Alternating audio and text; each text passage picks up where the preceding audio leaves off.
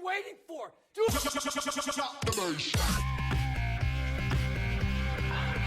On your mark, get set.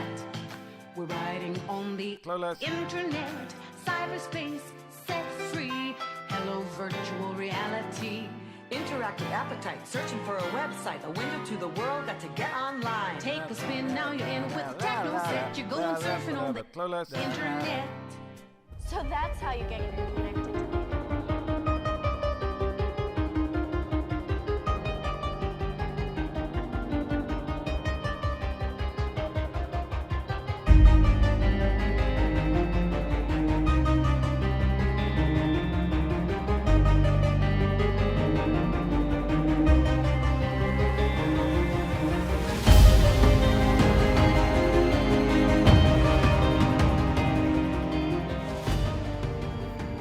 Hello everyone and welcome back to the Clueless Internet Podcast, episode 21.6. I'm your host Alex. I'm joined once again by my wonderful co-host Howard. Hello. Geez. And we're and you know, Howard, last episode we kind of shut the curtain on 2020. We sealed it away in its tomb, much like the Mummy movie, apart from we won't be going back like some idiots. And I didn't see much of Tom Cruise. Neither will we. And you know, I closed my curtains for the final time on 2020. I opened them up. I expected a new, brighter, you know, a greener pasture on the other side. I opened up my curtains.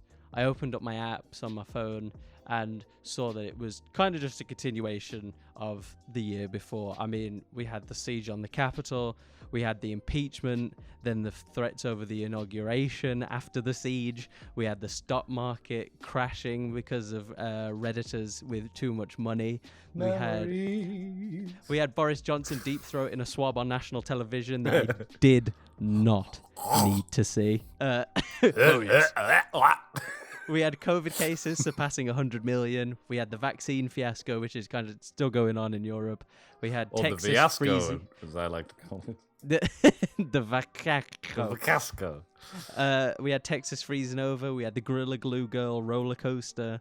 We had the Meghan Markle bullying claims then being completely and rightfully so overshadowed by the royal racism claims. We had police murdering yet again Sarah Everard, and I think the latest one was the Atlanta spa shootings which the shooter was described as having a bad day, which was fucking disgusting. You should be ashamed of yourself. Don't forget that last month America resumed bombing in Syria. So, but this time that's your new democratic government for you. But this time it's more diverse. Yay! it's Kamala Harris is pressing the button, and what was it? Also Biden fired. Basically, Biden made everyone kind of like fill out a thing. They were like, "Could you just let us know maybe if you've ever done pot before?" And it was like, if you tell us in confidence, then you're protected or whatever. And then they fired them all. You'll only go to mini jail. As if he fired them. What the fuck? Oh, God. You're such a prude. Such a prude. So I mean... It's a good job I'm not working in the White House. He's not Donald Trump. I'll say that. God, can we just start? Can we do what that one state in America did or that one city in America did and just elect a dog? Just as, you know, like how you have a palate cleanser between... We already did. Drink. His name's Bojo. And he could struggle to get upstairs. Just like my dog. Which the internet just... you did it again. But... With all that craziness that went outside, I shut my curtains, I turned back to my computer, and I watched the Snyder Cut. I had 4 hours away from the real world. How was your escape to the Snyderverse? Well, it was in chunks. I mean, I had to watch it in chunks because my body was just like, are we really staying here for 4 hours? And I was like, don't be stupid. I'll do this in... I think I did it in like... I did a 15-minute chunk, then I did like a 45-minute chunk, and then I did like an hour and then 2 hours. Yeah. Which I mean, for foreshadowing's sake, that should really tell you how I felt about the film already. But we're gonna get into that already. Yeah. I almost made it through the whole film. I think I watched the first 5 chapters and then watched the last 2. But like, if you've ever watched Lord of the Rings director's cuts, then you're used to 4-hour-long films, so it wasn't too bad. It felt a little Lord of the Ringsy because of how slow everything was paced and like laid out. It felt a bit like watching a Lord of the Rings film. It felt like we had all the time in the universe. Whereas I was not used to that, and my butt was numb by the end of watching it. I have just a thing where I can't sit still for more than 10 minutes without doing at least something else. So this was a struggle. We should preface. I struggle with that word. Go back to past episodes. I'll pre your face. Not before the Snyder Cut. You've already watched the original. You've already watched the Wheaton cut. I watched the Just Cut or the Wheaton cut or the fuck up. As everyone's now. As some fans like to describe it. I haven't. I completely dodged that bullet, thankfully. And this was my first entrance into the Justice League cinematic universe. You'd watched Batman vs Superman, hadn't you? Unfortunately, that was technically the first. I mean, it wasn't chronologically, but that was technically the first film where we had that first like flash forward into the future kind of thing, building into the universe. I didn't watch Aquaman or Wonder Woman, although I heard very good things about Aquaman. To be honest, Aquaman and the first Wonder Woman were really good. I haven't watched Wonder Woman 2. From what I've heard, it's a bit. I haven't heard great things. No, to say the least. Yeah, I'll have to give that a watch at some point. But this was definitely much more on my radar after watching because I quite enjoyed Batman vs Superman and the Justice League. I mean, I'm a big fan of Joss Whedon's work, Firefly, the Avengers, Ultron, Buffy, Angel. I've watched a lot of his shows. I've watched a lot of his movies. I was a fan of his early work. When it came to the Justice League, it was just that whole thing was a mess. But now we've got the recut. We did a stream on Sunday, as we usually do, over on twitch.tv. If you want to check that out, you can check the description. Check it out!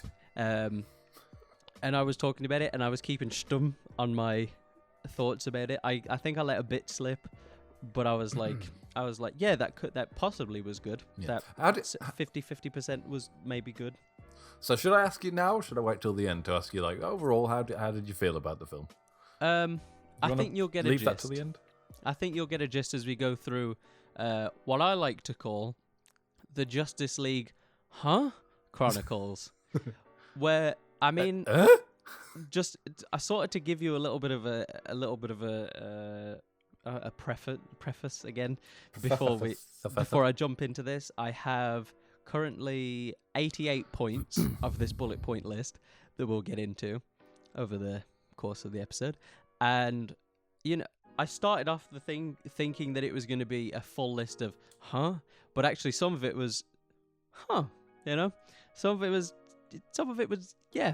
was not bad. So I started watching the first 15 minutes and I thought, right, I'm just going to try to remember as much as I can and bring it to the table. But then once I got to so we're jumping into spoilers, by the way. We did have a disclaimer at the start, but spoilers ahead. If you haven't watched the Snyder Cut, go and watch it and come back. Splurs everywhere. Splurs all over your face. So get a towel. I'd started getting notes once we went to that weird, like, village, like nuclear silo place. I had no idea where this was. So do you know whereabouts time-wise we were in the film? Where we are? So we're after the first. I think it's when you get part 1. I think it was, or it was just before that, where Batfleck was riding in on a horse. If you remember this, yeah, where he was riding on top of mountains on a horse. He went to find Arthur Curry. Yes, and I thought, well, I might as well make this 4 hours productive in case it's god awful, and I might as well write some notes ready for you guys to share my grievances. So this is like a stream of my consciousness to the best of my ability throughout the movie. I haven't written any timestamps, so I'm just gonna have to guess. Okay, where I'm at. so for one thing, you're starting at the point after that whole Bruce Wayne horse riding scene. I'm pretty sure, if I remember rightly, that was the opening scene to Justice League. In the original. Yeah. So. Oh right, okay. So we're starting right from the beginning. So we skipped all the Superman screaming stuff. Yeah, that wasn't in the film. So in this film, Superman's scream is what disturbs the boxes. In the original film, Batman is chasing down a parademon in Gotham. He kills the parademon. The demon explodes against the wall and leaves a blood mark. And in the blood mark are 3 cubes. Nice. Makes complete sense. That's how they introduced the mother boxes in Joss Whedon's Justice League. Great. Well, I mean, it's about as ridiculous as Superman screaming and just like everything. I was like, what? There's a big flaw in this plot of the movie, which is essentially, it's not a huge flaw, but the idea is that Superman, when he dies, the mother boxes wake up because they know that the Earth doesn't have a guardian. But Right. everyone's big question was, well, then what happened for the other thousands of years before Superman? Where the fuck was Darkseid then? Why weren't the mother boxes singing then? And partially to do with Cyborg scientist dad. He activates the boxes while Superman's alive, so he kind of reconnects the mother boxes with Darkseid. What a prick. Darkseid has lost the mother boxes at this point. This is why this film needs a bloody explanation. Darkseid has lost connection with the boxes, which is why he can't find Earth, which is where he's obviously found anti-life before. Yeah. So the scientist, when he disturbs the boxes realise that there's a guardian. The boxes, like, obviously Darkseid knows about Green Lanterns and stuff like that, so he knows that.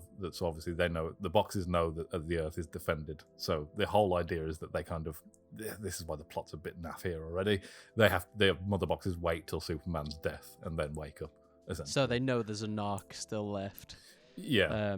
Ready to take people on. Okay, the mother boxes don't class anyone else as a challenge, I don't think, to Darkseid. Oh, lame.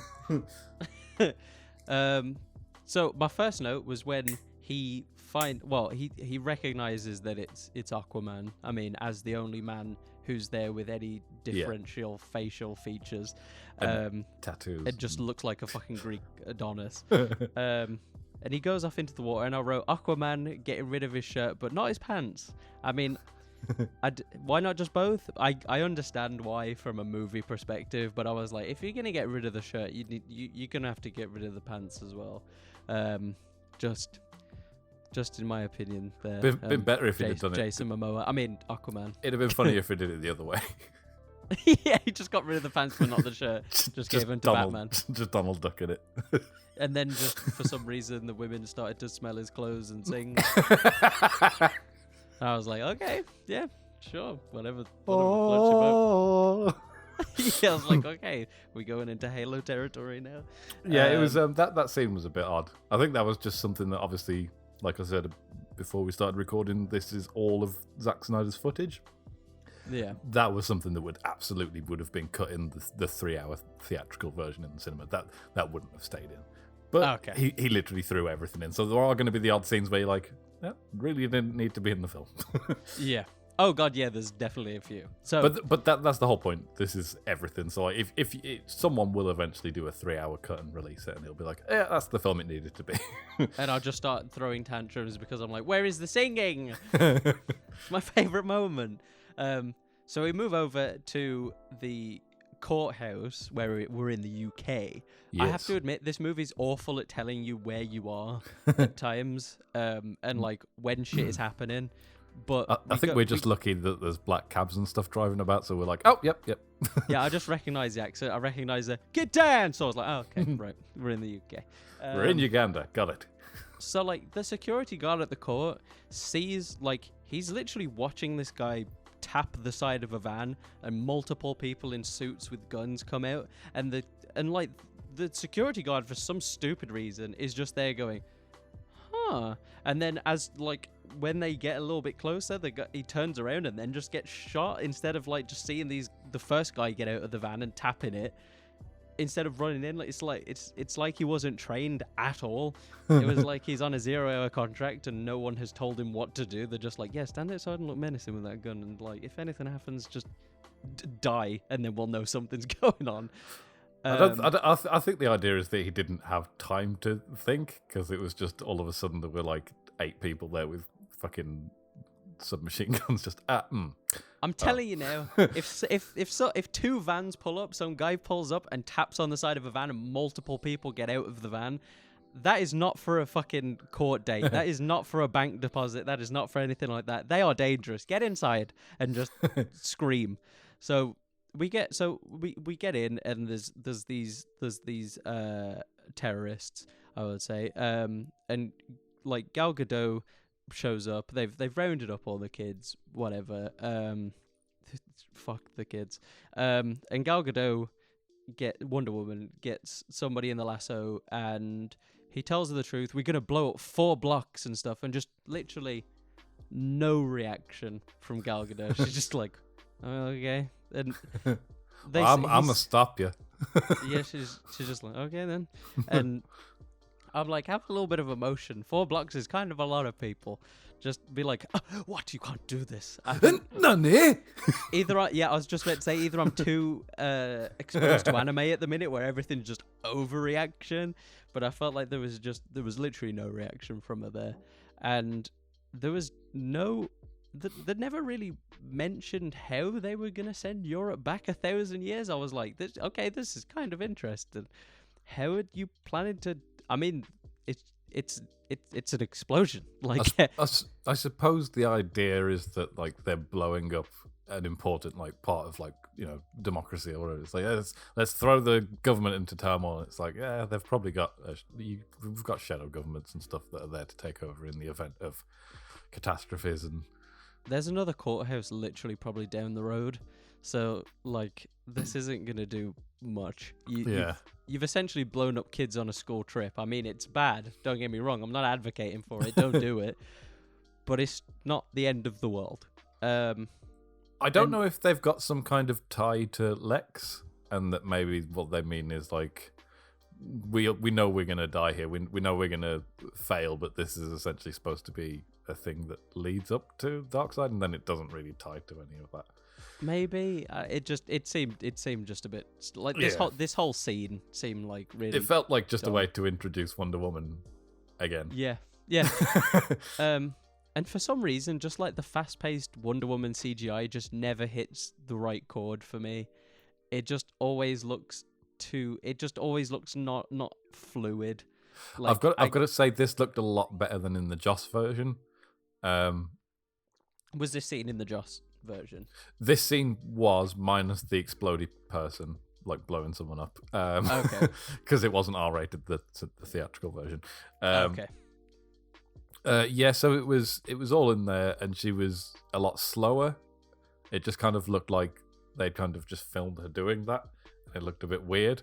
With Zach's version, at least with the speed, it looked like she was kind of matching how fast bullets actually go.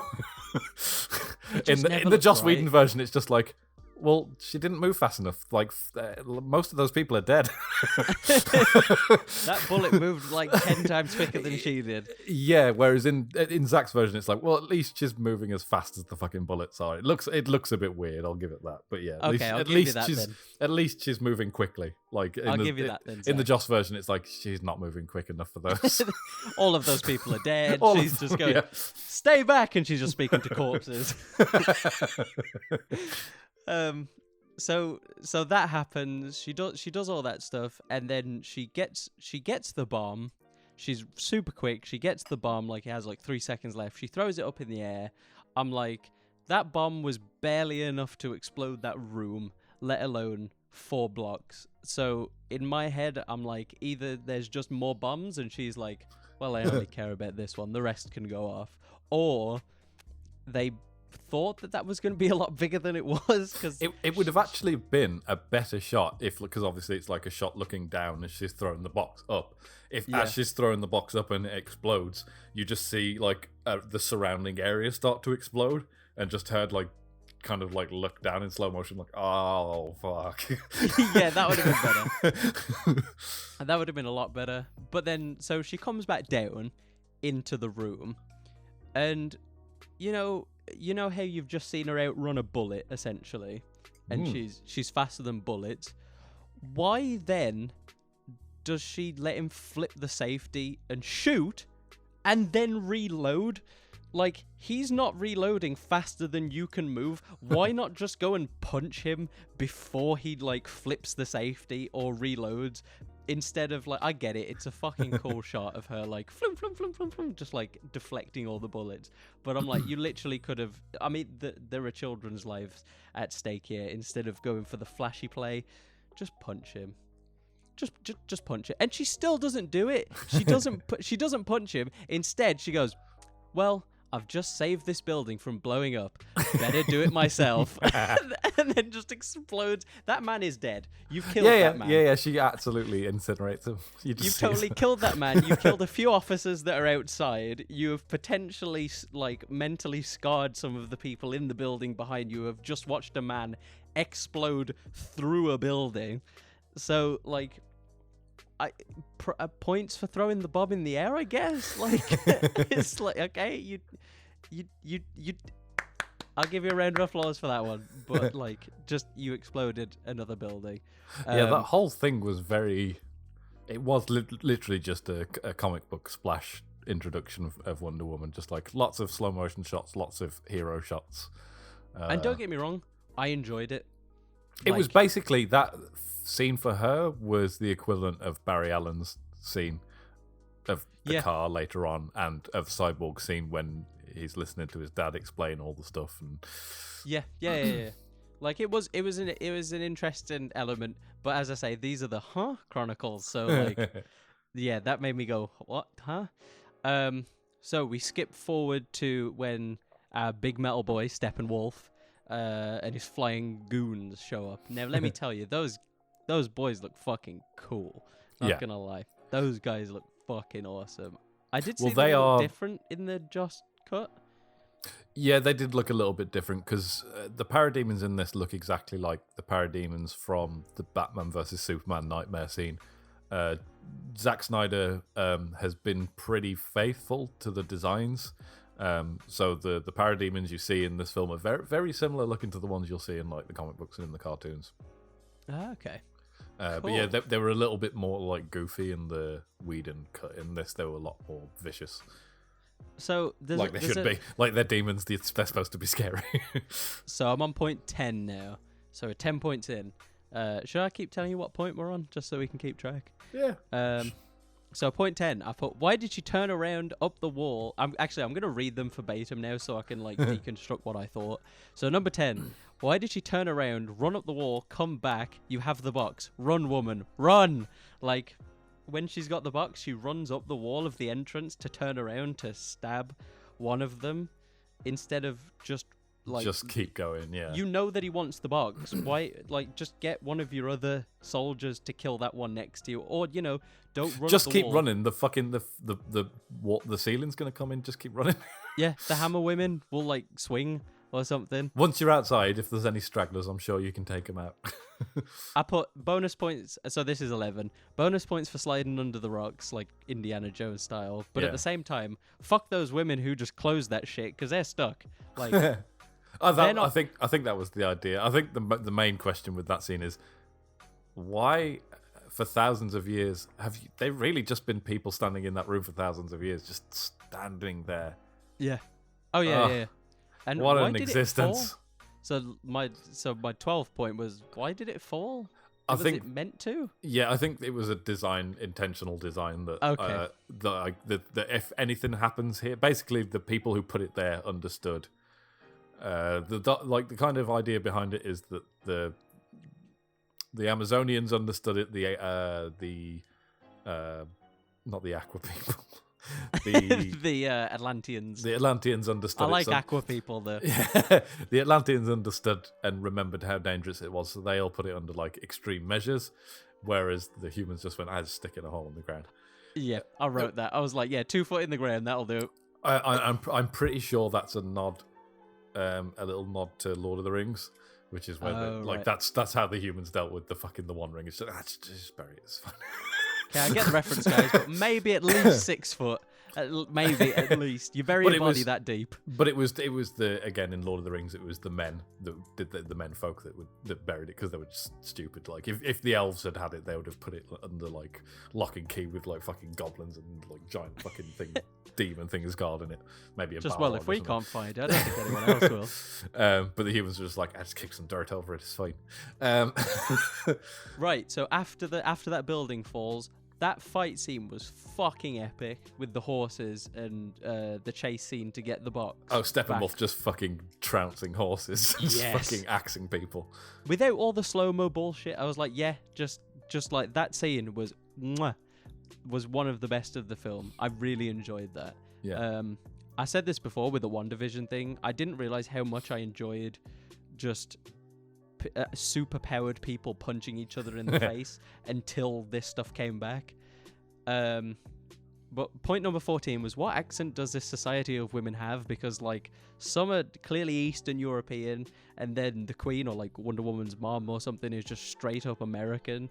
There doesn't seem to be any like, because like Wonder Woman doesn't have an American accent either. I would assume if a mom did and she did, they came from like outside and then did something. But like I didn't watch the Wonder Woman movie. I'm sure somebody could fill me in on that. I assume it's supposed to be like ancient Greek kind of like accents, but I think a lot of them are just kind of based on like Middle Eastern. Maybe a mom watched too much Friends or something. I don't know. Just picked up the accent, but like she was just straight up American. Everyone else was like Eastern European and stuff like that. I can look past it. Well, I don't think she speaks for the rest of the movie. So number 16, Aquaman. So Aquaman saves the guy from the boat, and then he just breaks a bottle near the ocean. And number 16, and then I just put, then he gets rid of his shirt again. Why have one? You're polluting the ocean constantly, because he didn't throw it behind him back onto like the dock or whatever, or the pier or something. He just threw it into the ocean, smashed the bottle. That clearly went into the ocean. The shirt went into the ocean. He's like, yeah, I'm here to protect the ocean. Well, at this point, he doesn't really give a shit about the ocean. I think that's the Aquaman film where it's like, okay, where he like accepts the responsibility. I think at this point, he's a little moody rebelly man. Oh, he's in his teen phase. Yeah. In the teen phase where he's the size of a like 30-year-old Greek god man. God damn, why was my teen phase so fucked? Why aren't I Jason Momoa? Yeah, what the fuck? So number 17. I have to admit, the way that their hair moves underwater is pretty sweet. I like that. The CGI for the underwater stuff was good in this. Especially the fights. The fight scene underwater was sick. Number 18, the communication technique between Steppenwolf and whoever that higher up person is, when he like morphs out of that rock in that molten lava thing. Yeah, that was pretty sweet.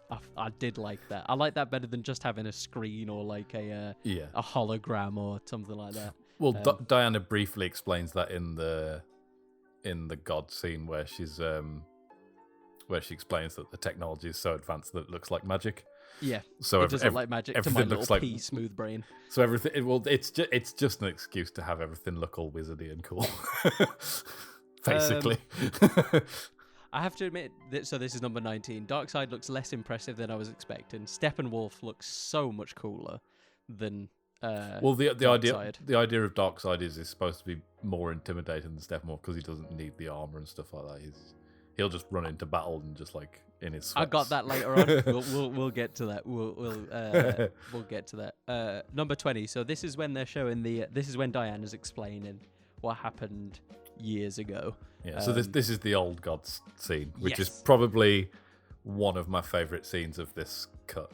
And wasn't in the original. It was in the original film. A few brief like vignettes of this were included in the film, and you saw a brief like distant flash of a Green Lantern in the sky. Fly past. funny you mentioned the Green Lantern guy. My point number 20 was that Lantern dude went down pretty fucking easy. He was firing about, he put up a he put up a fairly good fight. He did give Darkseid a good punch in the face with his lasers. So. With his lasers. I suppose so. I think I'd prefer him to take out probably like 50 people in the back line instead of just get one punch in and die. Yeah, but Green Lanterns aren't supposed to be like you saw Zeus and his dad and stuff. It's like they're the ones that are supposed to be like Superman level characters, whereas Green Lantern's meant to be more like like Flash and Cyborg level character.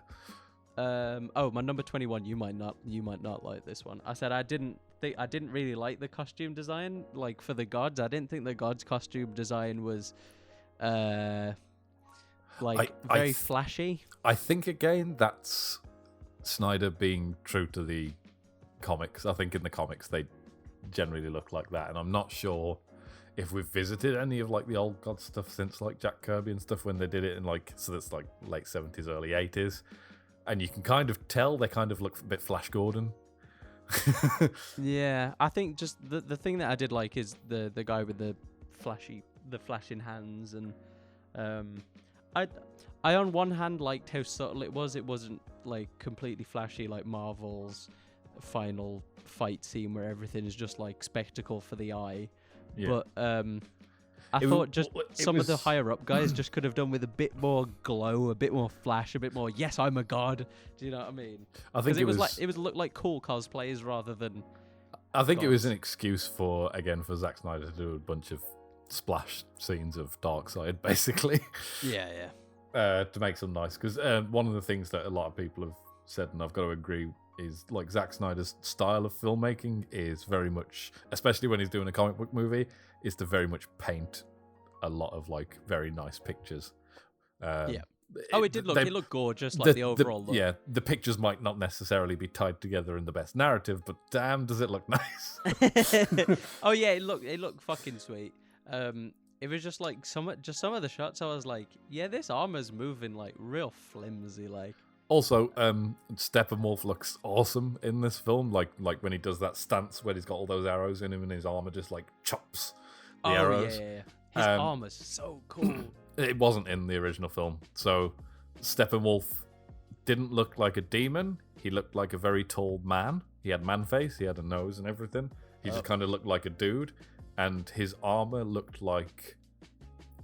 this looks like it's constantly like got like kind of a mind of its own, whereas in the Joss Whedon cut, it looked like really badly rendered Oblivion armor. It looked like something from Oblivion. I'm looking at a comparison now. Yeah, it kind of looks like he's just got some armor from like a Dark Souls or something. He looked really naff in the Whedon version. He looks like a medieval hammerhead shark. But yeah, you can totally. It's just got like man face. It's like what? At most, he looks a bit like a goat. I can totally see that. He's got like little pincers at the bottom of his face as well. I much preferred the new one's so much better. Yeah, just there was a scene where he says "show me" to the mother boxes, and then it kind of zooms out from his eyes, and you get to have a really good look at his face. Yeah. And for once, he's not like scowling and moody. He's like kind of taken aback, and it's like, oh, he looks. You can almost like feel for him for a moment. It's like, oh yeah, he's an actual character. He's not just like this big CGI blob. Yeah, I actually felt for Steppenwolf. To be fair, I was like, oh, we'll get to more of that later on. So 22. This is to do with the boxes. So I love how the Atlanteans have a huge shrine for the mother box. The Amazonians shoot it with fucking the sun, then build a whole big ass building for the box, and then the humans just dump it in a 2-foot deep hole. Number 23 was the Flash slow-mo scene where he saves the woman getting hit by the truck. Again, completely unnecessary, this scene, but so necessary for my eyeballs. It was so sick. The music fit really well. It was good acting. I like how they still incorporated a little bit of goofiness. You know, he grabbed the hot dog before. I think that was the best thing about the scene was the hot dog. Like, I think the interaction between him and who this is clearly supposed to be Iris, like the person he falls in love with. But it was just a really weird interaction between them. Like they just kind of stared at it, and then all of a sudden he's like stroking the hair out of her way. Why are you doing that? It's kind of creepy, dude. Yeah, you've been a bit creepy there, Flash. You may have travelled forward in time and maybe looked at everything that happened in your life because you've got like speed powers, but it's kind of creepy, dude.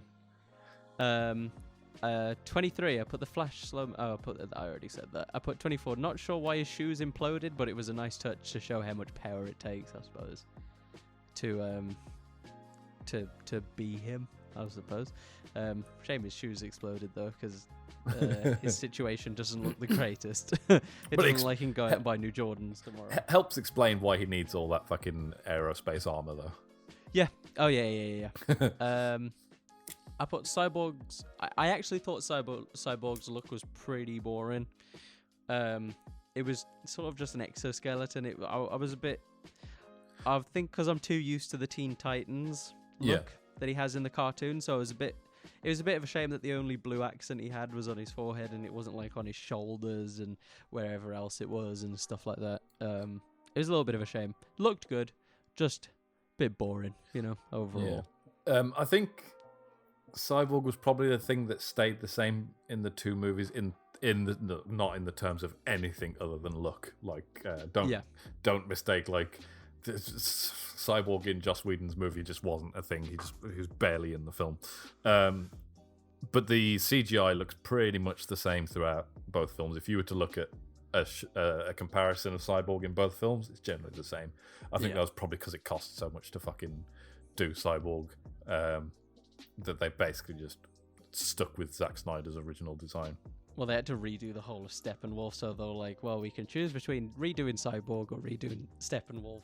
Yeah. And I think they made the right decision. Like, Cyborg looks fucking awesome. It's just a shame that it looks pretty boring.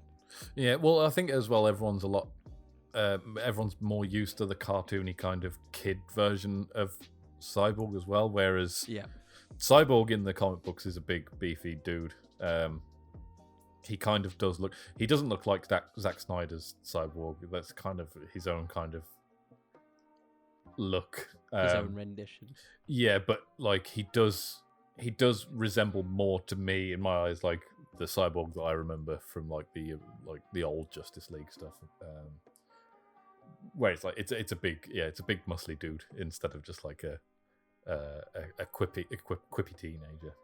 I'm sure he'll look better when either he gets his own TV show or movie, because obviously he doesn't like who he is in this movie, and I don't think he has time to deck himself out before he gets swept up into all this bullshit. So like he's hiding himself a lot.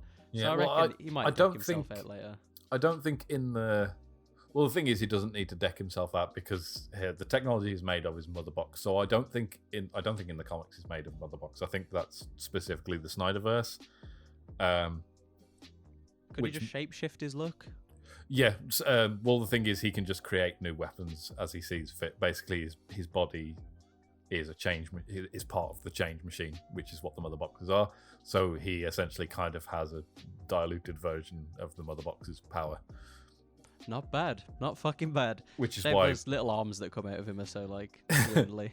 And it also explains why when Superman returns, his suit tries to defend itself against Superman, because the mother boxes are obviously wary of Superman. That makes sense. Okay. Oh, I didn't think about that. Which was a scene that confused a lot of people. They were like, now his suit's going off? It's like, well, yeah, this is the first time he's seen Superman. The mother box is like, shit! No! He's back! I do not like Cyborg's helmet when it's closed. It looks terrifying. I don't like that. So that was number 26. Number 27 is poor Barry and his dad. And I was like, I mean, if he didn't kill his mom, that is poor Barry's dad. But if he did kill his mom... Oh, no. Yeah, so that was one of the things they didn't do very well explaining. They included scenes from The Flash's origin, which are already done in the TV show much better. Barry's dad took the fall when, essentially... I don't know how it is in the comic books. I know in the show, essentially, another speedster travels through time, kills his mother, and then leaves. And the only two people in the house are Barry and his dad. So obviously, Barry's dad takes the fall. Right. Okay. And I think in all iterations, obviously that's the case, but I'm not sure if his mum was always killed by a speedster or not. Okay, well, yeah, sure. poor Barry's dad then. 0.27 stands. Poor Barry's dad. I put so here you go. I put right. So Cyborg decides to bury the box in his own grave with an even shallower hole. Great protection there. Obviously he goes back later and digs it back up. But I was like, you've literally just dug it. It was dug up from a 2-foot hole to now a maybe 1 foot, maybe half a foot hole now. Well, it turns out that actually that's the cleverest thing to do. Least where you'd least expect it, maybe. When it comes to Steppenwolf, because Steppenwolf and the parademons can smell when the box has been near someone. So by him removing the box from the situation, it reduces the amount of people that come into contact with it. So he hides it away so that less people come into contact with it. Well, he doesn't realise he's doing that. He does it just because he needs somewhere to hide the box. He just does it on accident. But luckily, that was the right thing to do. Nice one, Cyborg. Whereas the Themyscirans and the Aqua people guarding their boxes means that people were in constant vicinity to the boxes, which means Steppenwolf found them easily. So moral of the story, do the stupid human thing. To hide it and just pretend it didn't happen. Bury it like a squirrel. Yeah. My number 29. Okay, Commissioner Gordon, 10 out of 10. Best Commissioner Gordon I've ever seen. Best scene in the film. 100%, yes. But like, he doesn't have to do much. I immediately laughed when he just pulls that face and just drops the notes into the bin. It's like, I was like, yes, thank you. I salute you. I was just waiting for him to say, get me pictures of Spider-Man. Get me pictures of Superman. Batman. Fuck, there's so many. My point 30 is just, I like Barry. What scene was that then that you were watching? I think that may have been when Bruce goes to meet him. Oh, okay. Yeah, so that scene again in this film was done a lot better. In the original film, a lot of people don't like that scene because Barry just doesn't shut up. He goes on this whole riff about brunch that doesn't make any sense and doesn't fit the film. Whereas I'm glad that wasn't. Yeah. Then. Whereas in the Snyder one, they just kind of introduce themselves very quickly, and then it cuts immediately to them walking out to the car. And one of my favorite lines is, "So what's your superpower?" I'm rich. I'm rich. And then in Joss Whedon's version, it cuts right there. Whereas in Snyder's version, you get to see a really cool shot of the car come into life, and then it just zip down that road at super speed. As if you had got that. Come on, Joss. So, point 31, I give extra points for Steppenwolf for taking the mother box fucking solo. They needed more guards. There were 3 people in that room. Yeah. You'd think after knowing that one of them has been stolen, and that the other one's being hunted, you would put maybe 1 or 2 more people in there. I did like the mirror pulling the water out of Steppenwolf though, and then that was horrifying. Starting to pull the blood out of his body. Just that's the most metal thing in this film so far. Because I was watching it and I thought, is he just doing the thing where she's just putting water into his mouth or something to water. Oh no, then I saw the red and I was like, Wah! Because I immediately went, she's waterbending, and then I went, it'd be cool if she was. Oh, there she goes. It would be cool if she was. Oh God, if she was not doing this. Oh God. And then obviously Aquaman comes in to save the day, and that was a good little fight scene as well in the water. Yeah, it was a good coordination, and when they took all the water out and he fucking fell as he was going for it. Really good CGI with the way Steppenwolf moves through the water as well. The way he was just kind of zipping through and just axing people. He's a big ass dude, but he can move. He can move. He outruns horses and can swim like a shark. This guy can move. Now we move over. Now I think we skip a little bit ahead now, and it's at the the big silo under, or the place under Gotham Docks, I think it is. Oh yeah. So I put the point 32. They took the stairs like a bunch of unpowered losers in a huge silo. Why not just fly? I would just fly if I was Wonder Woman and Cyborg. I'd be like, yeah, see you later. In a bit. So I was wondering why they held the hostages there instead of taking them to the big, sky portal, taking them through the big sky portal tube into the indestructible, defensible bubble that they I suppose created. just to save time. Well, you just know what it did, do it Steppenwolf? It ruined your whole plan. So 34, the third arm on the back of Cyborg was pretty sweet. Yeah, I had to admit that one was. It was unexpected. I didn't know he could do that, and I was woof. I think that's part of the suit, like adapting and just like giving him what he needs. It's like, oh, your hands are occupied. I think he has 4 arms at that point. I think it gives him 2 more arms that come out. Oh, he may have, yeah. So yeah, his suit's just like, oh, you seem to be out of arms. Here's some more arms.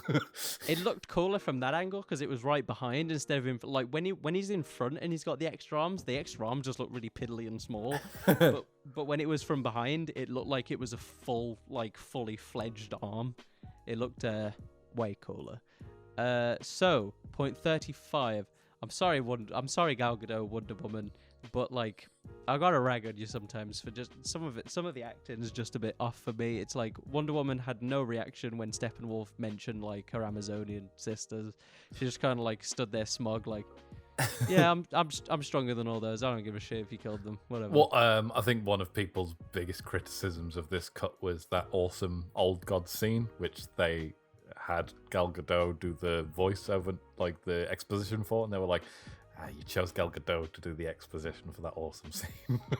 I didn't actually mind that. I didn't notice that. I didn't was, have too much of a grudge. I think because a lot of people were looking at the visuals, whereas if anyone who was paying attention to the narration, it's like the person the least interested in telling a story ever.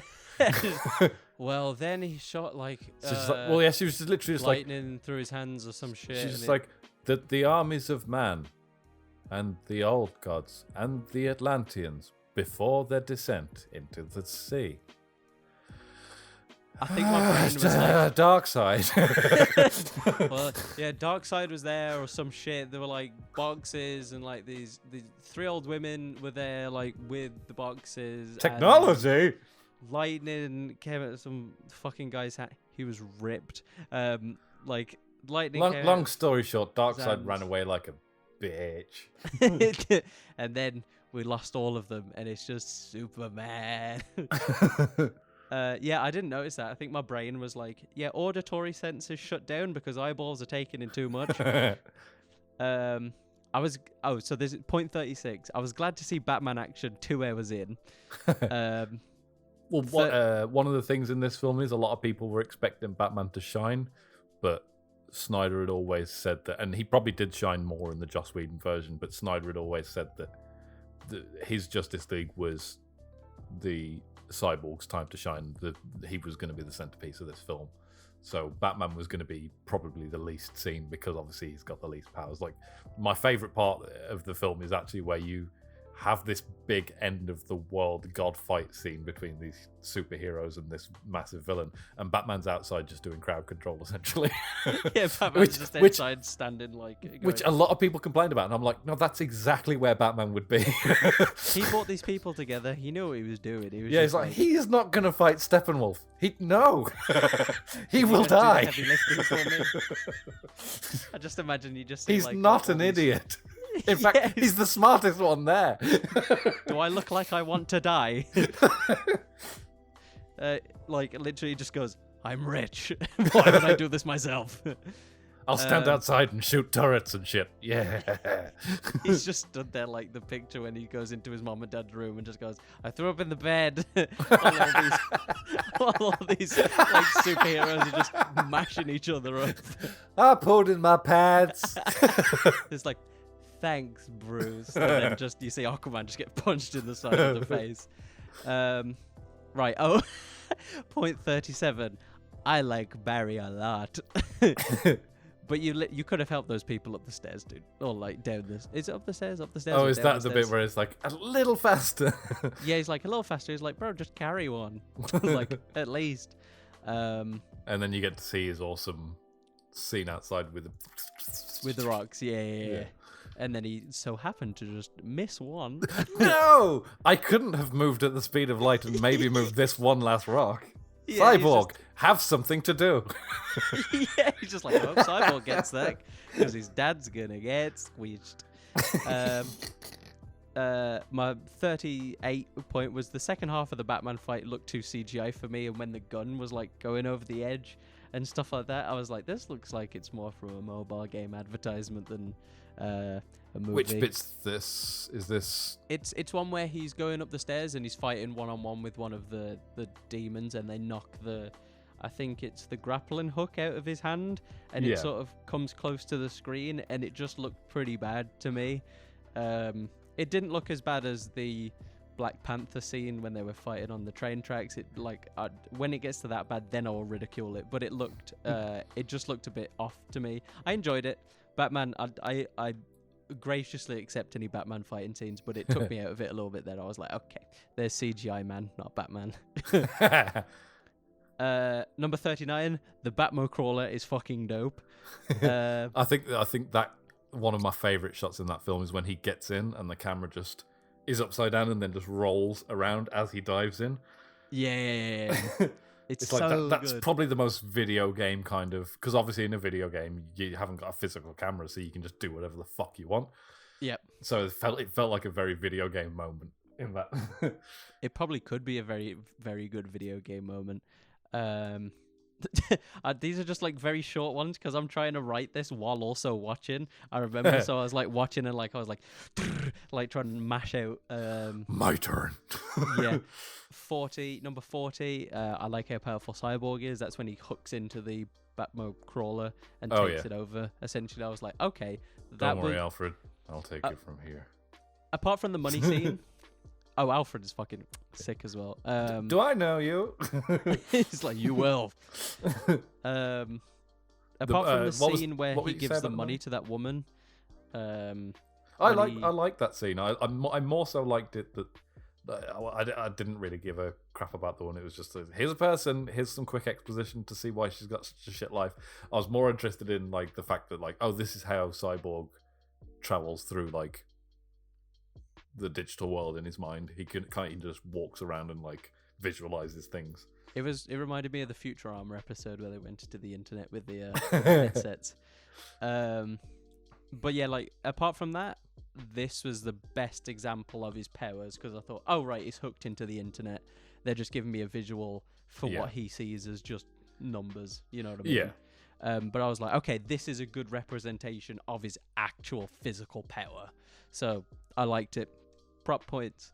Number 41, I put nice visuals on Aquaman stopping the water in the tunnel. That was nice. Yeah. That was a nice... it was a nice touch. introduction to him as well, the way you just see the water and you just see his face behind the water. Yeah. Number 42, again, Wonder Woman. Why are you making life hard for everyone? Just get in the fucking Batman crawler instead of just watching the water for ages. I understand you're really strong, but just fucking get in. Because, I mean, Bruce isn't going to be able to survive 30 tons of water hitting his face, but you probably can. Yeah, to be fair, I don't know why the Flash didn't just run up the wall. Neither did I. Like some of these times, I'm like, do you forget that you have powers? Then again, like, and to be if fair, there's Batman, a huge wave coming at me, I probably would forget for a split Batman, second. you've got your zipline gun. Just zipline up the wall. Literally, everyone could have just climbed out of there on their own volition. They didn't need the Batcrawler. Yeah, Aquaman could have just swam up. You know? Yeah, God. created a water tunnel and just like up the fucking tube. High pressure moments, they all fucking crumble. Point 43 was Steppenwolf randomly gets teleported to some different world and makes a big ass floor art. That was at the time of watching it. I understood it afterwards. Yeah. So so that's him. He's actually not in. He's the mother boxes are. It's Earth, isn't it? Yeah, they're showing him the location of where Darkseid found the anti-life equation. Essentially. Yeah. That big pattern is the anti-life equation. So, 44. Glad Cyborg went and grabbed that last box back. His grave was a shit hiding place. So that was my thought at the time. Point 45.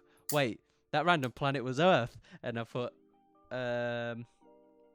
was this it? So point 46. I wrote Darkseid looks better in the molten lava place and so when he was molded into the molten lava, apart from except from his, not his secretary, but him himself. He looked pretty cool in that molten lava. He looked better than him. And Steppenwolf. I like his design. I think Darkseid, what they've done with him, because he looks exactly like he does in the comics. I think that's the best they could have done to make him look exactly like he does in the comics. Steppenwolf or Darkseid? Darkseid. So Steppenwolf has the same shape as he does in the comic books, but all like that cool moving metal armor. I think that was all Zack Snyder. Darkseid, if you look at a picture of Darkseid from the comic books, looks exactly like that. Nice. And a little bit of trivia. I think was it Jack Kirby, the guy who designed Darkseid? Darkseid was before Thanos. And right. Kirby moved from DC to Marvel back and forth. And I'm pretty sure he created both, and Thanos was basically Marvel's version of Darkseid.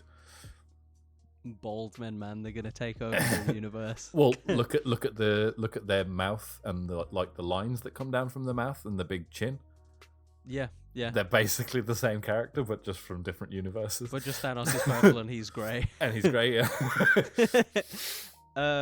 yeah. He looked a lot better in that molten lava, and I put Steppenwolf looks like a Doom villain without his metal bits. He does a bit, yeah. So I put with Darkseid, he looks like an actor, but I can't. I think it's the actor out of, if you remember Zombieland. If you remember the cowboy. Oh, you mean Woody Harrelson? Yeah, if he was bald and just had just his head was bigger and just more like menacing, it just looks like a really decrepit version of him, essentially. But so my point 47. How does Darkseid not remember the planet that beat him so badly? And like so easily, he was there for approximately 5 minutes and got his ass handed to him. How on because he said he's conquered thousands of planets. How do you not remember the one planet that fucked you up? I think the idea, because again, not explained in the film, I think the idea is that the mother boxes are like the honing beacon to find that so it's planet like again. Tom. Yeah, so when they separate the boxes and then put them in different places around the world, I think the signal's lost, essentially. So he's lost that. Once they flee the planet, the idea is that they've lost it. I don't know why you wouldn't just, if you've got advanced future ships, why you wouldn't just follow your navigation data to go back, but yeah.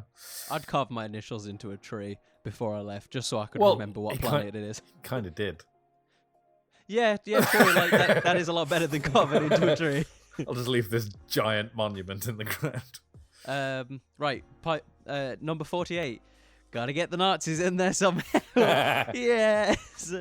I did like the visual. So this is point 49. I did like the visual of Victor just strolling through a Nazi regime just casually. Another moment for us to kind of see how he thinks and operates. Is quite cool. It was awesome. I can just walk through history whenever I want and just observe. If only. You know what? I was thinking about this yesterday, so this kind of ties in just as a random shower thought. I would love to be on a fly on the wall to see people discovering new animals like a platypus or a hippo or something, and just see their reaction to seeing these things. Like, whoa, shit! Just that does not. That looks like half a duck. What the fuck is going on? I shall call it half a duck. No, you fucking idiot. A platypus. All right, yeah, then no, that does. That makes much more sense. It's genius. I'm just gonna have a quick drink. How dare you?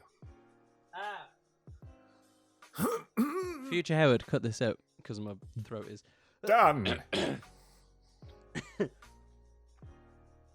My throat is dying. Right, where are we? I'm point 50 on it. Right.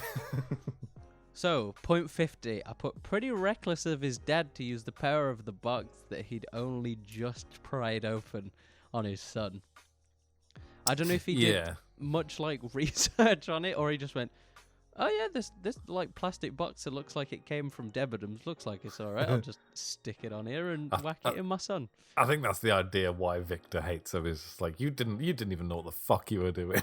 Yeah, I'd be pissed off as well. Yeah, Like imagine you just you're ill or something. Your dad just comes back and he goes, "I just found like some pills on the side of the road. You want to try some?" This'll fix you right up. I've just pried this box open. I'm just going to expose you to the radiation. Don't die again.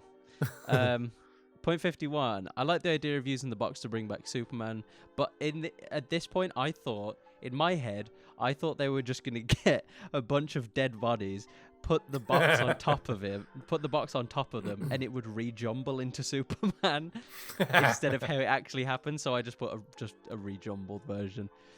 So you saw them in the graveyard and you thought they were just randomly digging up bodies. Yeah.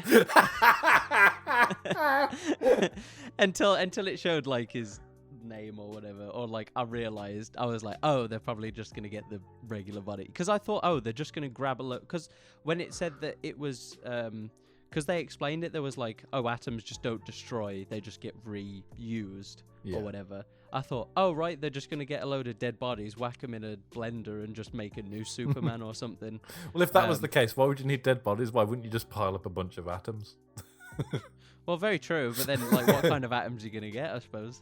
They just have to be carbon. You know, we're made of the same shit that trees and rocks are made of. I'm good though. I don't want to be a rejumbled Superman. I'm kind of enjoying where I am at the minute. That's a cool song title. I don't want to be a Superman. I don't want to be a rejumbled Superman. Title of my album. Number 52, I put "Here Comes the Most Unrealistic One." So you actually debunked this point during the live stream, because I googled this, and I googled the time between Batman vs Superman and the start of this movie, and it said 18 months. So I went on that with this point. And I put... That's the Whedon verse, but obviously in this one it takes place directly after. So yeah, Batman so it versus must have Superman. given me that one. So actually, well, that kind of works if I'm okay. So I'll talk about the Joss Whedon cut then for this one. So I'll put because this movie starts with the end of Batman versus Superman, doesn't it? Right, you are, yeah. Right, you are. I didn't know whether there was a time cut because, like, as in the Joss Whedon version, there's there's fucking terrible at explaining time jumps and place jumps. And in the Joss Whedon cut, there's a very obvious jump from Batman versus Superman into the future. Like, there's no opening scene with like, I've already forgotten the name of the villain from Batman versus Superman, but there's no scene between him and Doomsday. Oh right, yeah. Oh god, yeah. Forgot about it. Just massive ugliness. So you can null and void this point, but I'll still say it anyway because this is what I was thinking at the time. So point 52, I put "Here comes the most unrealistic one. Batman vs Superman ends, and then it's 18 months later." So yeah, I googled that. Until the start of this movie, right? And Lois hasn't been to work yet. She's still got that massive ass apartment. She hasn't been kicked out. And then I put, then again, the prices probably have plummeted ever since Superman died. Also, Superman's corpse looking awful spry for 18 months. Yeah. Looks like he was buried yesterday. Oh wait. So if the Wheaton cut, did they dig up his body in the Wheaton cut? Yeah, they don't explain why Superman just looks like he just died and is in the water though. Right. Okay. Yeah, you just got bones, and you're like, "You sure this is gonna work?" We got most of him. We've got a nose. The nose kind of survived somehow. He just comes back as a skeleton in the Superman cape.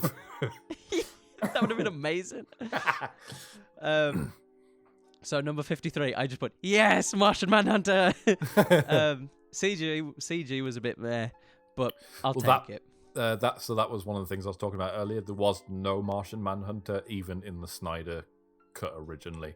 That scene in the Joss Whedon cut doesn't take place in her apartment. It takes place at the Daily Planet, and it's a conversation that makes no sense to the film and doesn't really advance the film in any way. Was it in the same room? No, it's in the office at the Daily Bugle. Not the Bugle, at the Planet. It doesn't explain why she's at the Daily Planet when she hasn't been working. Because in both films, she's right. Oh no! In the Joss Whedon cut, she's gone back to work, but she's working on puff pieces about dogs and stuff. Oh, okay. And basically, Martha comes in and is like, "Don't do that. Be a journalist," and walks away. and there's no Martian Manhunter. And in this one, originally, I assumed that was supposed to just be Martha just leaving the apartment, and then that was it. And then he reshot. This was one of the few reshoots he did on his driveway. He invited the actor who plays this character in these movies to come down, basically stand there and look like he's closing it, like taking his hand off the doorknob or whatever, and then basically just turn to camera. Nice. And the rest of it was obviously all CGI. So I don't think they had anyone doing, because it was just shot during the pandemic, I don't think they had anyone do any mocap for it. So I think it's literally just someone quickly animated a 3D model of Right, of, I'll let Martian you off then. which is why I think the Zach. CGI probably looks so naff there, is because it was literally just filmed on a whim. Like, Warner Brothers had told him not to film any new footage, so he was literally probably filmed it on a fucking iPhone. It looked pretty good for a fucking iPhone. Oh wait, yes, because in the interview he did with Cinema Blend, he said, "I've never shot on digital. I've only ever shot with film." He's a friend of Nolan, you know what they're like. Yeah. He was like, "This is the first time I've ever shot with digital," because he was just using cameras he had at home. Like, he didn't have like a big film camera; he was just using digital. So for those few shots, the nightmare scene, the Martian Manhunter at the end, and this Martian Manhunter scene, those were all shot on just basic digital. Oh, nice. Huh. But yeah, as I say, with that Martian Manhunter, the CGI was a bit meh, but I'll still take it. Any Martian Manhunter is good with me. Point 54. I put the scene. So, also when you say that, when you said it was shot in the newspaper place or the news place, I was like, if it was in the same set, it would just be like, wow, your office looks a lot like your home. Oh no, yeah, it's a completely different scene. A lot of Joss Whedon's reshoots were just mostly narrative reshoots, so a lot of the action in both films is quite similar, except basically anywhere where the Flash and Cyborg do anything cool, you can assume it's not in the original film. Oh, okay. Joss just said, fuck those guys. Yeah. So point 54 at the end of the Lois scene when he leaves and stuff like that, and then I think this was Aquaman. So you can go back and like check this yourself, and please email. I'll give you the email address at the end and stuff like. Oh, well, you could just podcast at cluelessinter.net if you want to get in touch to tell me what you think he said. But Aquaman at the end of that one, when it transitions, all I heard is da-da-da-da-da-da. Like, that's literally all I heard, and I rewound it multiple times, and all I heard was da-da-da-da-da. What scene exactly are we talking about? So when Martian Manhunter walks off, and then it transitions to them back at like Batman's base or something, and they're around the table. Yeah. I'm pretty sure it was Aquaman who said something, but I, for the life of me, could not understand what he said, because all it sounded like to me was da-da-da-da-da. Well, I can't actually remember this scene exactly how it plays out, but I maybe can show you after we finish recording. Was the camera just kind of panning in as if like they were in mid-conversation, so it didn't really matter what he said, or was it supposed to be? Was the camera like on his face and him saying something? It was sort of like it was. It may have been that it didn't matter what he said. Because I think I can't remember exactly how the scene goes, but if it's basically just like the scene kind of fades in and they're supposed to be around the mother box just like talking or whatever. Yeah, but I assume it wasn't meant to be anything we need to hear. I assume it was just so weird. It was like, don't include that. It was just like da-da-da-da, and I was like, what? So that's my point 54. I'll show you that scene once we finish recording if you remind me, because I know exactly. Because I didn't notice that, so I might have. If that was how it was intended to be, I might have just subconsciously just ignored that. But if that was how it was meant to be, fine. Like, I enjoyed it. Yeah. You got me to rewind a few times, but it was like. So if anyone knows what he says, please get in touch. Yeah, I'll definitely have to watch that scene again. Yeah, I'll pull it up once we're done recording, because like it baffled me. So point 55. I like Barry and Cyborg's dynamic, minus the grave robbing. So this is the grave robbing scene. So I was like, minus that, you know. Yeah, a bit of weird banter, but yeah, a little bit of weird banter. But I was like, I dig it. Okay, I like it. I like what you did there. Yeah. Point 56. Batman perched high up. Tick. That's enjoyed that. basically a comic shot. Thank you. Very nice. I was like, thank you very nice. Yeah, you just added to my bingo card. Number 57. I actually really like the overall design of Superman's ship. It wasn't like I was expecting it to be all sleek and sort of like Cyborg's armor, but I'm glad that it was all wibbly and weird. It's a very clever way of not having the Fortress of Solitude in these movies. Because the inside of the ship looks a lot like the Fortress of Solitude, including those little minus the ice. Well, yeah, but so instead of the walls of ice, it's like walls of metal, but the layout looks very much like his Fortress of Solitude, and those little robots you see flying around, they're also in the Fortress of Solitude. Oh, right. I just like the design. I like that it wasn't this like sleek ass modernish looking thing. Yeah, I think in the books, when he lands on Earth, he takes the stuff from his ship and builds the Fortress of Solitude far away from humanity. Whereas in this, it's like the idea is he hasn't even got to that point yet in his story. He's still on the ship, essentially. So, point 58, I just put, fuck the picture of his dad, I guess. I mean, they just let it fall into the water, or the goo, and no one grabbed it out. They just let it stay there. The point 59, he said, "I'm in," when he hacked into his hacked into his terminal. I was like, yes. So another tick for my bingo card. Time to hack. A Funhouse reference there. That's a very niche one, probably. Now, point 60. Darkseid looks significantly cooler with the zigzag laser eyes.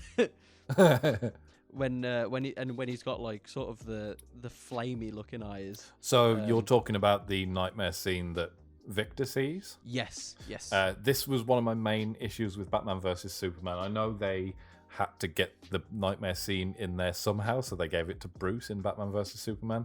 But I think at this point in the film, as much as I enjoy the nightmare scenes, Bruce shouldn't be having them. It should be the Flash should be having them whenever he fucks around with time. Yeah. He should be able to start seeing visions of the future, and it should be Victor and Barry that see those visions. Essentially, Bruce shouldn't see them. Doesn't make sense for his character to see them. I feel like Bruce would just disregard them straight off and just go, yeah. Oh god, just imagine that they're like star signs, like just not important. Also, there's something a lot of people missed in this vision scene where he's seeing this vision of a possible future. At the end, the computer says that the timelines are merging and that the future has now taken root in the present. Right. What that means is those nightmare scenes you're seeing aren't nightmares. They're not visions. They are actual future scenes from the future movies. And it's in this film especially, it's Zack Snyder's way of saying, if you don't like those scenes and you think they don't fit very well, it's like they're not really for you, they're for Zack. He put them in there because he wants to show you some of what he was going to do, because I think he knows as well as we know he's never going to get to shoot the rest of his vision. Right. So those nightmare scenes are his way of basically going, here's a little Easter egg for where the story was supposed to be going, essentially. Oh, okay. So those kind of sad, actually, now that I think about it that way. Yeah, those scenes aren't visions, or they are actual premonitions. They're actually seeing the future. So that's basically all those things that you saw in those visions were going to come to pass in part 2. Yeah. So Diana was going to die. Whoever the Green Lantern was supposed to be was going to die, because you see a dead Green Lantern in the visions. Yeah. Aquaman was going to die by the hand of Darkseid. Those lasers, those really cool lasers you can see come out of his eyes, are one of the abilities he gets once he's got the anti-life equation. Okay. This is all from the comic book, so this is where a little bit of comic book knowledge and the after interview that Zack Snyder did comes into play, because I know that these things were supposed to happen. That makes it a lot less confusing. And towards the end, I'll tell you the timeline of what was supposed to happen. Okay, cool. I'm looking forward to that, actually, because those ones kind of, I was like, is he just having premonitions of like what could happen if they lose, or but yeah, okay, that's cool. Number 61. There is so much slow-mo in this movie. How long does it take for that picture to sink? Like, because they dropped it in, and then a good conversation later, it was still about where it was when it dropped in. I know it's such minor shit. IGN actually ran the numbers and did the math. They figured out that 10% of the film is entirely in slow motion. Fuck me. Yeah. So take 10% of 4 hours, and that's what you watched slow motion. Yeah, there was a lot of slow motion. Also, if we're going to talk about repetitive stuff, they use that that woman like hollering whenever Wonder Woman showed up and did anything. What was it? Like, I can't recreate it, but like just that music behind whenever she came out. Are you thinking of that so much?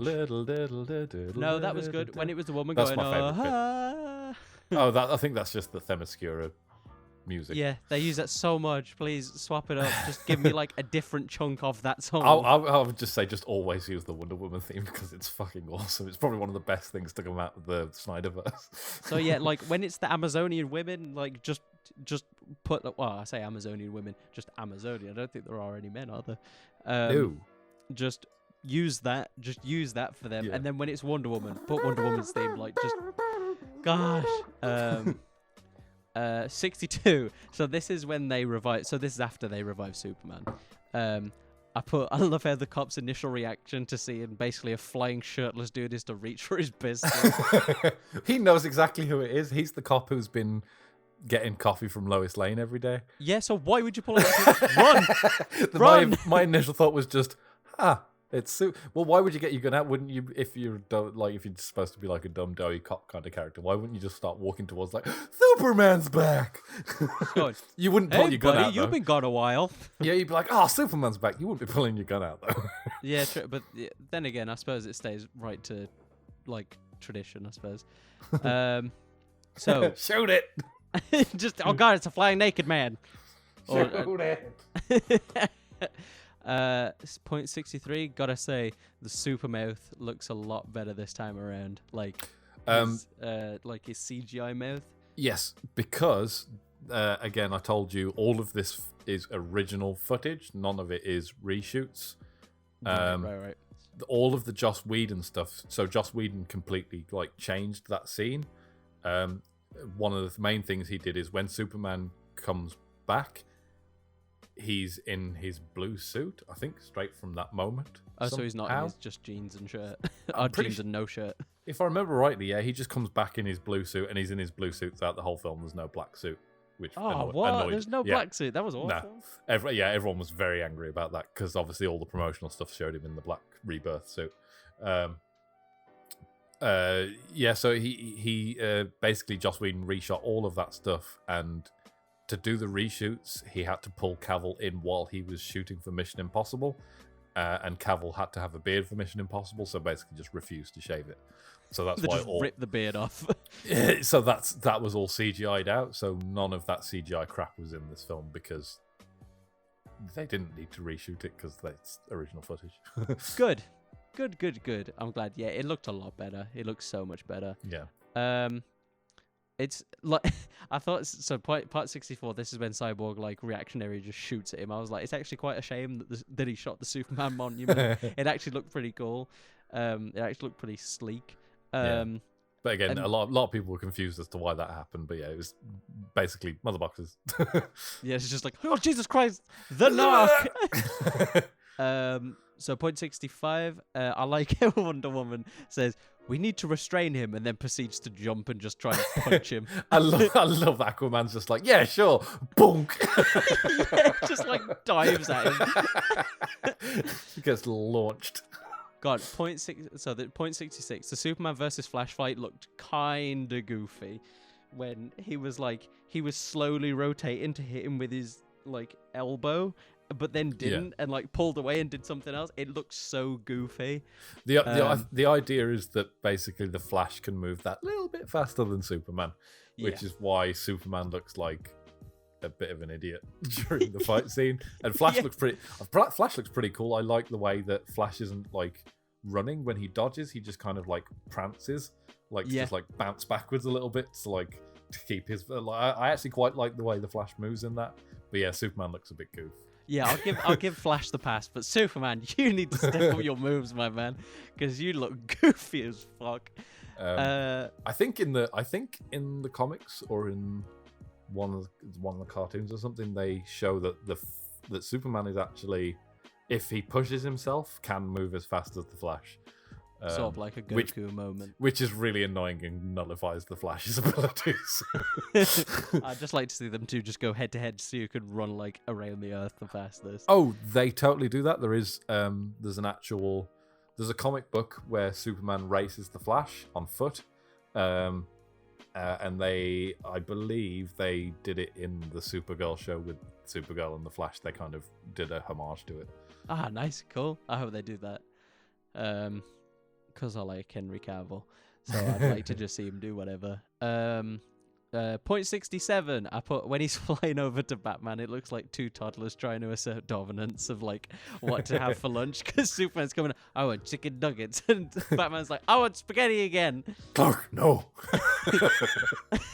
Yeah, Clark, no. No, Clark, no. It's like, do I know you? And he takes the mask off. He's like, oh, Bruce. So one of the things that Red Letter Media and a few other people were upset about were in this scene is that Batman is basically the whole time just going, no, Clark,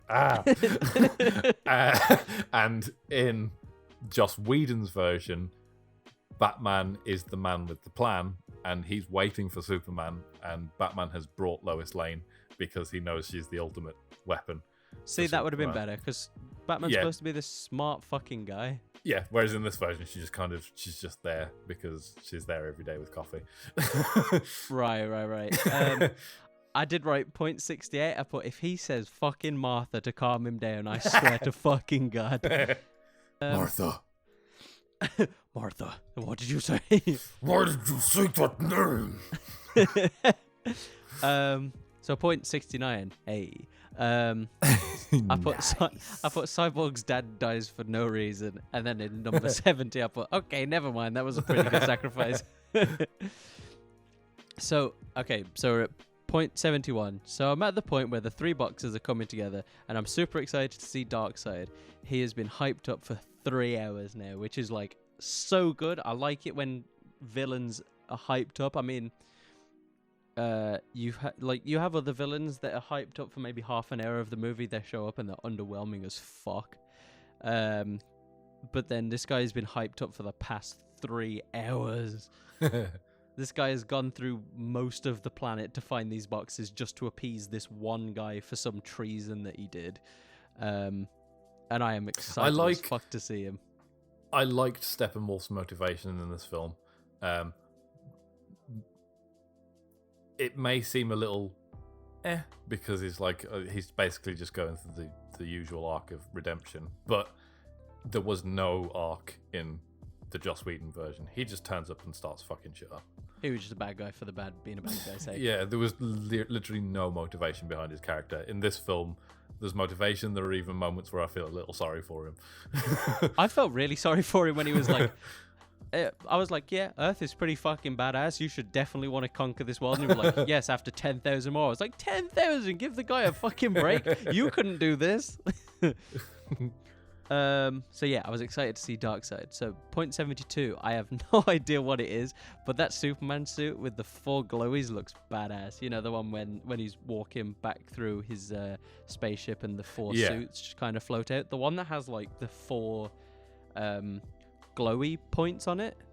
I have a feeling that's something to do with Brainiac. I think that's an Easter egg for people. I'd need to double check that. It probably is. It probably is one for the comic book fans, you know. Yeah. It just gave me like Iron Man vibes, and it gave me like is it War Machine? It gave me sort of War Machine vibes, and it looked pretty awesome. Yeah, unless it was supposed to be like an odd reference to Cyborg Superman. Maybe a story for another day. God, there's too much going on at the minute. No more stories. Point 73, and the one who looks like a Gothic Dark Souls armor. That one looked cool as well. So basically, fuck you to the other 2 suits. You two suck. I do like the black suit there. And point 74. I can dig the black suit as well. To be honest, it gives me like the newer Captain America after he's been on the run. Yeah, it gives me that. It is literally that. It gives me symbiote suit vibes as well, which I quite like. Yes, you are right. Oh god, it is just Venom. Because they did this the Raimi thing where it's exactly the same suit but all in black with a like a kind of blue white S. And it's so simple. Yeah. Oh, Yeah. so good. Oh, now I may get a little bit of hate for this next comment. So prepare yourself. I'm locking in. I'm like locking in. I'm doing the. I've got the overhead airbag coming, ready for the crash. But I can eject. Dare I say? So I wrote this, and I still agree. Actually, dare I say that Batfleck and Alfred might be my favorite Batman cinematic duo, rather than what was his name from the last one that everyone seems to love? Michael Caine. Michael Caine and what was the Batman called? Fucking shit. I can't remember his name. How have I forgotten? Christian Bale. Yeah. I think Batfleck is my favorite Batman. Christian Bale's not my favorite Batman. I think those are probably some of my favorite Batman films, mostly for the villains and some of the practical shot work. Like Heath Ledger's definitely one of my favorite movie Jokers. I much prefer the Tim Burton films over the Christopher Nolan films. And I definitely think Batfleck is, even though he's not utilized as greatly as he could be, I think the thing is, again, I'll talk about it at the end. The things that you didn't get to see shine in this film that you would like to see shine, they were meant to come later, but never will, unfortunately. Batman's time to shine wasn't this film; it was the next film. You would have shined for me, Batfleck. Yeah, you would have shined for me. You would have seen a much more like fleshed out Batman storyline in the next film, unfortunately. God damn it! Somebody could still pick it up, so there's hope.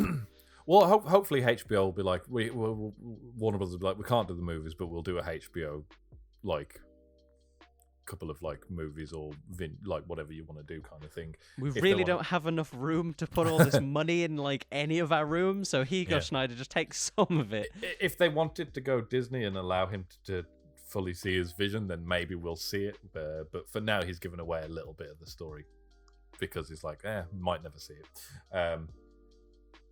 Yeah, but Batman in this, I think I definitely preferred Michael Caine as Master Wayne. What's his name? Is it Jeffrey? I don't know what this one's called in all honesty. Jeffrey Irons or Jeremy Irons? Jeremy Irons, is that his name? Possibly. He was. I definitely liked his like tone and stuff. But he wasn't my favorite Alfred. But Batfleck is definitely, when it comes to visualization of Batman and when the fight scenes, the few fight scenes that you see in Batman vs Superman and in this film, he's definitely my favorite live action Batman in that aspect. Like it's the best depiction of Batman I've seen on screen. I just like that he's sort of older and just does not give a shit. He's like, oh, just get this over with. Well, that's my favourite period of Batman's life as well, is when The Dark Knight Returns in Frank Miller's comic books, is when he's in his late 40s, early 50s, and he's coming back as the Batman. And it's the big, bulky, older Batman with the big bat side. Like, that is, like, probably my favourite kind of era of Batman when he's older and gives less of a shit, because as much as people love the whole, but Batman doesn't hurt people, I'm like, I want him to hurt people. I want him to go a little Punisher on people. I like him with guns. I agree. It's like there's too many other superheroes that are like, no killing either. Like Barry doesn't kill unless it's like a supernatural villain that he's got to get rid of or something, and like tie them to the Speed Force or something. Yeah. Superman doesn't kill unless he absolutely kind of has to, kind of thing. It's like Batman's one of the few villains where it's like, nah, Batman deals with the scum of the earth. I'm sure he kills a few of them. If you deserve a bullet, it might as well come from me. Yeah, I feel like that's his philosophy. Yeah, so he's definitely my favorite kind of like on-screen representation of Batman. But I would definitely say I probably prefer. For me, my favorite Batman is. I'm forgetting his name. Michael Keaton. Right. So yeah, anyone want to direct any hate mail to us because of the fact that I like backflick, I will hunt you down with my skills. So point number 6, mid-air fight scenes. Yes, please. When you've got Aquaman fighting in mid-air, and then when he Cyborg surfs a comes fucking out. parademon down a building. Yes, those shots were awesome. And that shot with the Batmobile where you see him just fling a parademon off the Batmobile into a fucking spike. It's so good. Beautiful. It was like, like I felt my body vibrating as it got like closer and closer to the big bad fight. Again, none of those gory, violent deaths in the Joss Whedon version. Not because that's because of the kids. Not because I think it's better, but the theatrical version was a 15 or something. Obviously, the R-rated version, they put these shots in because they can. I don't think it's better. I know it's better. Yeah, I think it's better. So 7.77. This whole final fight reminded me of like if you've played the new God of War game. There's a section of the game that has characters essentially exactly like this, and it's got like a hive, and it's got all these, and it just reminded me so much of this in a good way. Don't get me wrong, in a good way. It was a lot darker than the God of War one though. I'll have you know.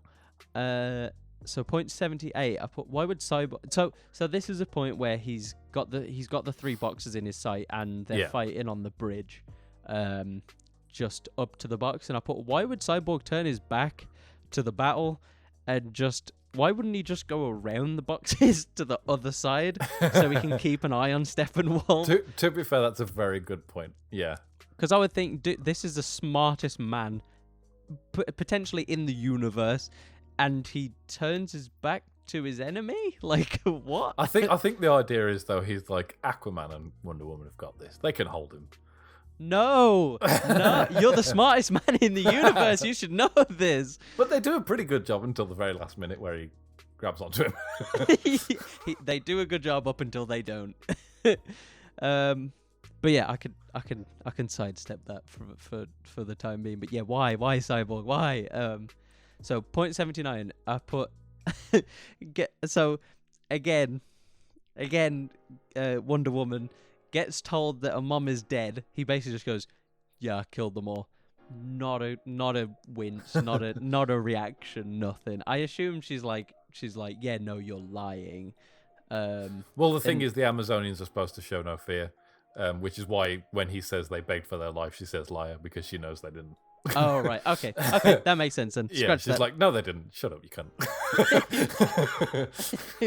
He's like, yeah, I killed all the Amazonians in Cheshire, and she goes, Okay, go swipe that off. It was a bit of a naff delivery, but at the same time, if she's supposed to be showing this kind of no fear attitude, I kind of get why she's just like, you're a liar, and then attacks him. Like, I kind of get that. Okay, so maybe that atones for my criticisms before of her character as well. Maybe that atones, because I didn't watch the Wonder Woman movie, so I don't have the foresight for that. So they kind of set that up at the beginning of this, where it's like, where he's like, "I'll feed on your fear," and she's like, "Amazonians, show him your fear," and we have no fear. Fuck you. They just show them a picture of like a cursed SpongeBob image or something. They're just Steppenwolf just leaves immediately. Yeah, he just. It's like they Where's this vile sorcery? They had a fearless warrior, a sponge. I was hoping that you would be able to answer this one. This is point 80. Yeah. How did Barry heal himself when he got shot?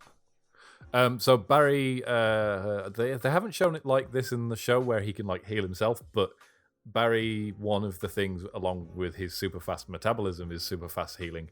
So Barry doesn't stay down for long a lot of the time. Oh, right, okay. He can get up quite quick from a fight unless he gets ripped to shreds.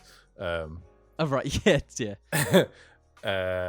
So like I think part of the Snyderverse is that maybe he can focus his healing to one place, so he's like, heal this bit quick. But one of the things that Barry has is super fast everything, including healing. Right, because I was confused. I thought, oh, right, he's turning back time, but Wouldn't that just turn back the rest of his body? But okay. Yeah, he can only makes turn sense. back time by running faster than the speed of light. So the Flash and Superman actually both can travel through time. Superman does it by flying around the Earth super fast until he breaks the speed of light. And and spinning the Earth backwards. Yeah, and then time starts spinning backwards. The Flash just has to basically just run stupid fast, and he can essentially outrun time. Eventually, this is Barry Allen when he's just kind of figured out that he can manipulate time, so he knows he can rewind time by running fast. He already did it on the ship when he slightly rewinds time for the box.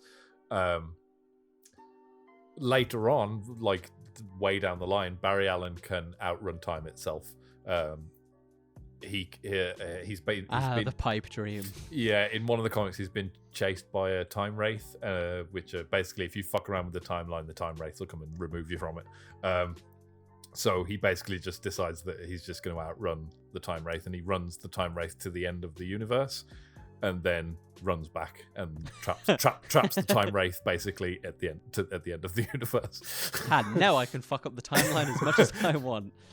Well, that's just one. Luckily, the time-space vortex or whatever basically just creates time wraiths. Basically, every time you do something that will fuck up the timeline, it creates a time wraith that will then try to remove you. Oh shit! Maybe that's what happened to our friend in episode 20. Da, da, da, da. Right, point 81. I thought Superman was showing up was pretty sweet, and I did actually rewrite this point because I thought it's a bit it's not a bit stupid, but it's a bit I thought it was a bit cheesy. They're not impressed. Well, I thought it was a bit sucky that he was the trump card, but then I rewrote it saying I'm glad that he wasn't the trump card. I'm glad that he showed up, showed his strength, and was like, look, I'm with you guys, but he wasn't the be all and end all. That was the subterfuge, because obviously Superman is the be all and end all until you come to Darkseid and the mother boxes. Like, it goes to show that like Darkseid is like it. Yeah, he can punch Steppenwolf around a room, but when Darkseid gets there, he's not going to be able to do that. Darkseid is much more powerful than Steppenwolf. And that's the subterfuge. They kind of bring Superman, and he basically just kicks Steppenwolf around the arena like it's nothing, because it's like, oh, look, here's the trump card. And then it's like, no, we're laying it up for, obviously, we all know what happens. It's the Flash and Cyborg that save the day. Yeah. With an awesome, like, rewind of time, just building people back up from nothing. That shot of him, of Superman just being reconstructed, and you just see all of his blood. It's like the second time in 24 hours that he's been reconstructed. Come on, dude. Third time good, lucky. I got point 82. Like in that flashback when he was seeing his parents, I was like, and in that Nazi camp one, I was like, why is he always wearing his football jacket? Like he really only wears like hoodies and shit now. Is it just because that's his favorite, or is there a reason? Is that like the comic book? That was the last thing he was wearing before he lost his body. Oh right, okay. Essentially, so it's just a thing, like a kind of psychological tie. Okay, that makes sense. That sucks, by the way. Also, point 83. Nice final cut from Wonder Woman on Steppenwolf's head. That was like a bit brutal, but it was fucking cool nonetheless. Obviously, in Joss Whedon's movie, Darkseid, you don't even see Darkseid. There's not even a camera shot of him. So at this point, there's no boom tube where you can see. No head crush. Where you can see. There's no head chopping offery. I think they kill him, but there's no blood or anything, obviously.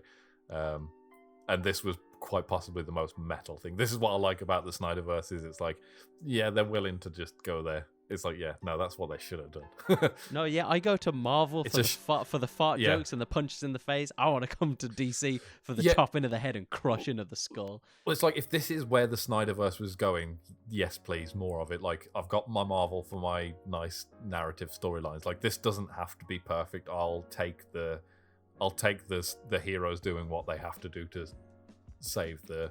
I mean, even Marvel did it a little bit with fucking Thor chopping off Thanos' head, and you see quite a lot of that. Yeah, true. I did not expect that. When I saw that in cinema, I was like, Jesus Christ, Thor. I was like, God, you could have just punched him and knocked him out like normal, but God.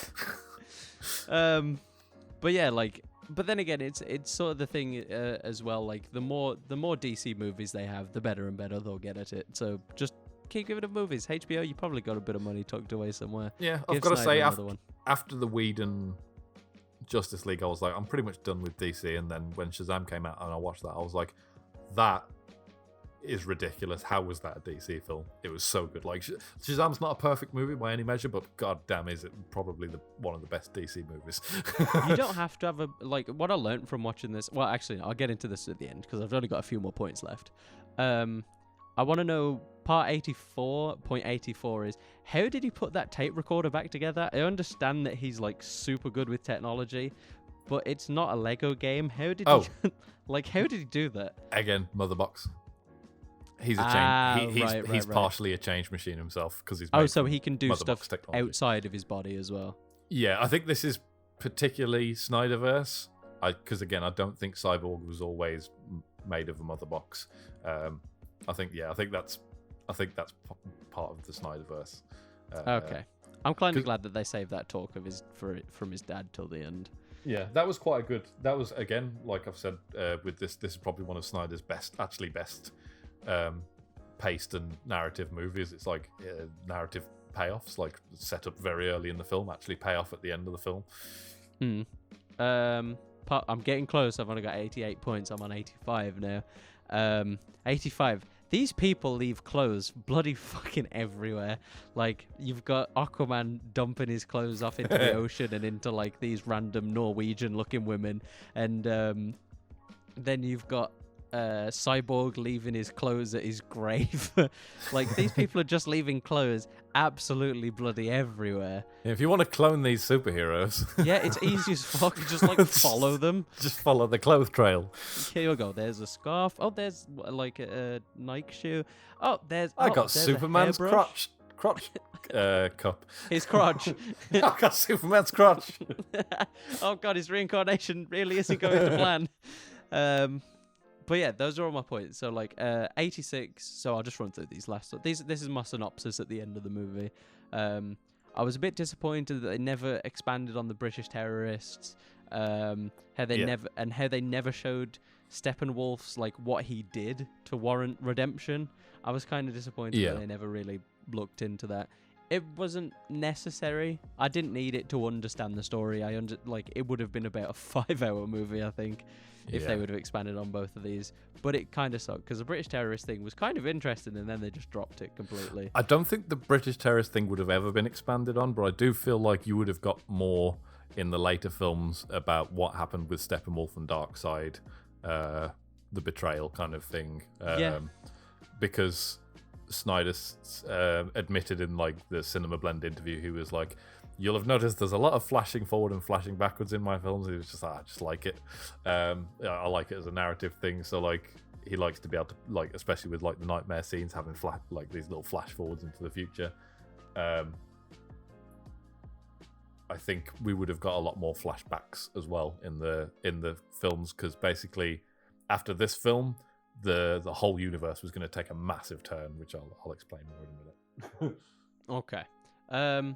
So these are my last 2 points. So point 87, I put overall, and I still agree with this. I put overall the movie was very entertaining. It was like the whole 4 hours, the 4-hour runtime was filled well, and there was really no lull moments in the movie. Like, usually, apart from the end bit, I have to admit, the end bit with the Joker scene was the only time I got my phone out and started just to drop off. I was like, okay, yeah, this isn't really important to me. And then obviously Superman came, and I was like, whoa. How she suffered so. How many eyes do you have to look into before you die inside yourself? I did actually really like Jared Leto's delivery of those lines. So did I. He made me uncomfortable. and the design, it was much better. That was the Joker I was hoping for from him. Even though it was a very short snip look at it. I was ready for that Joker. He looked like the Joker from the Batman animated series, where he's got like long green hair and stuff. Mm-hmm. I kind of like that it was just that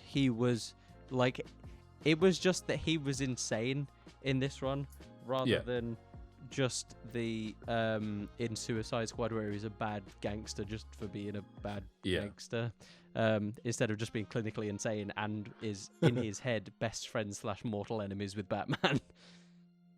And he made me feel uncomfortable. So good job to you, Jared Leto. Well played. So overall, Howard, I would give this movie a solid 8 out of 10. Oh, that's higher than I expected. I actually thoroughly enjoyed this movie. I'm very tempted to do a rewatch at some point. I don't rewatch movies very often unless they're good, and for this one, it is one of the better superhero movies I've seen in a while.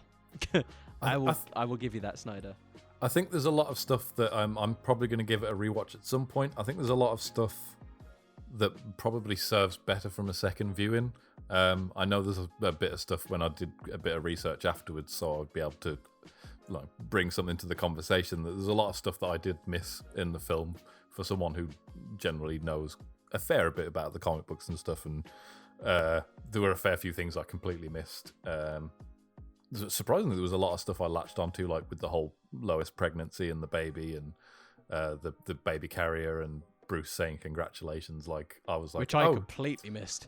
Well, I was like, oh, they're hinting at her being pregnant, and then in the Snyder's interview afterwards, he was like, no, yeah, there was absolutely, she's supposed to be pregnant.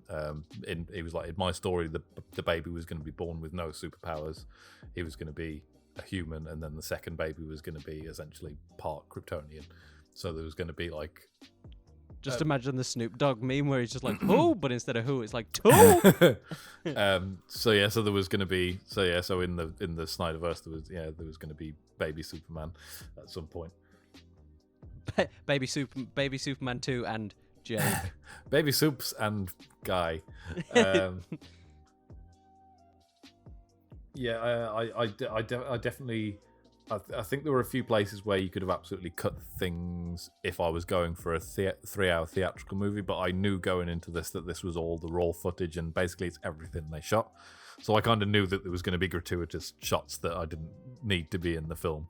I wouldn't mind watching a cut down 3-hour version without like scenes like the singing ladies and stuff. Like I could absolutely do without some of the stuff in the film. I don't think you could have got a better time to release a 4-hour movie though, if I'm being honest. Yeah. And for like what it is, when you know what it is, it's like there are parts of the film you could actually skip because it's being presented as here's everything. This is everything that we shot essentially. Yeah. There's no like the only things cut with obviously the multiple takes and stuff. They basically went with the shots that they had chosen for the final film because he had like. Essentially, he's got a version of the film. Warner Brothers, when they got in contact with him about the Snyder Cut, they were like, "Can we just release the version that's on your hard drive?" And he was like, "No, I refuse," because it's basically this film that you see now with none of the nice special effects, which is why he needed the budget to finish the special effects. Yes, please release that one. I want to see the jank version.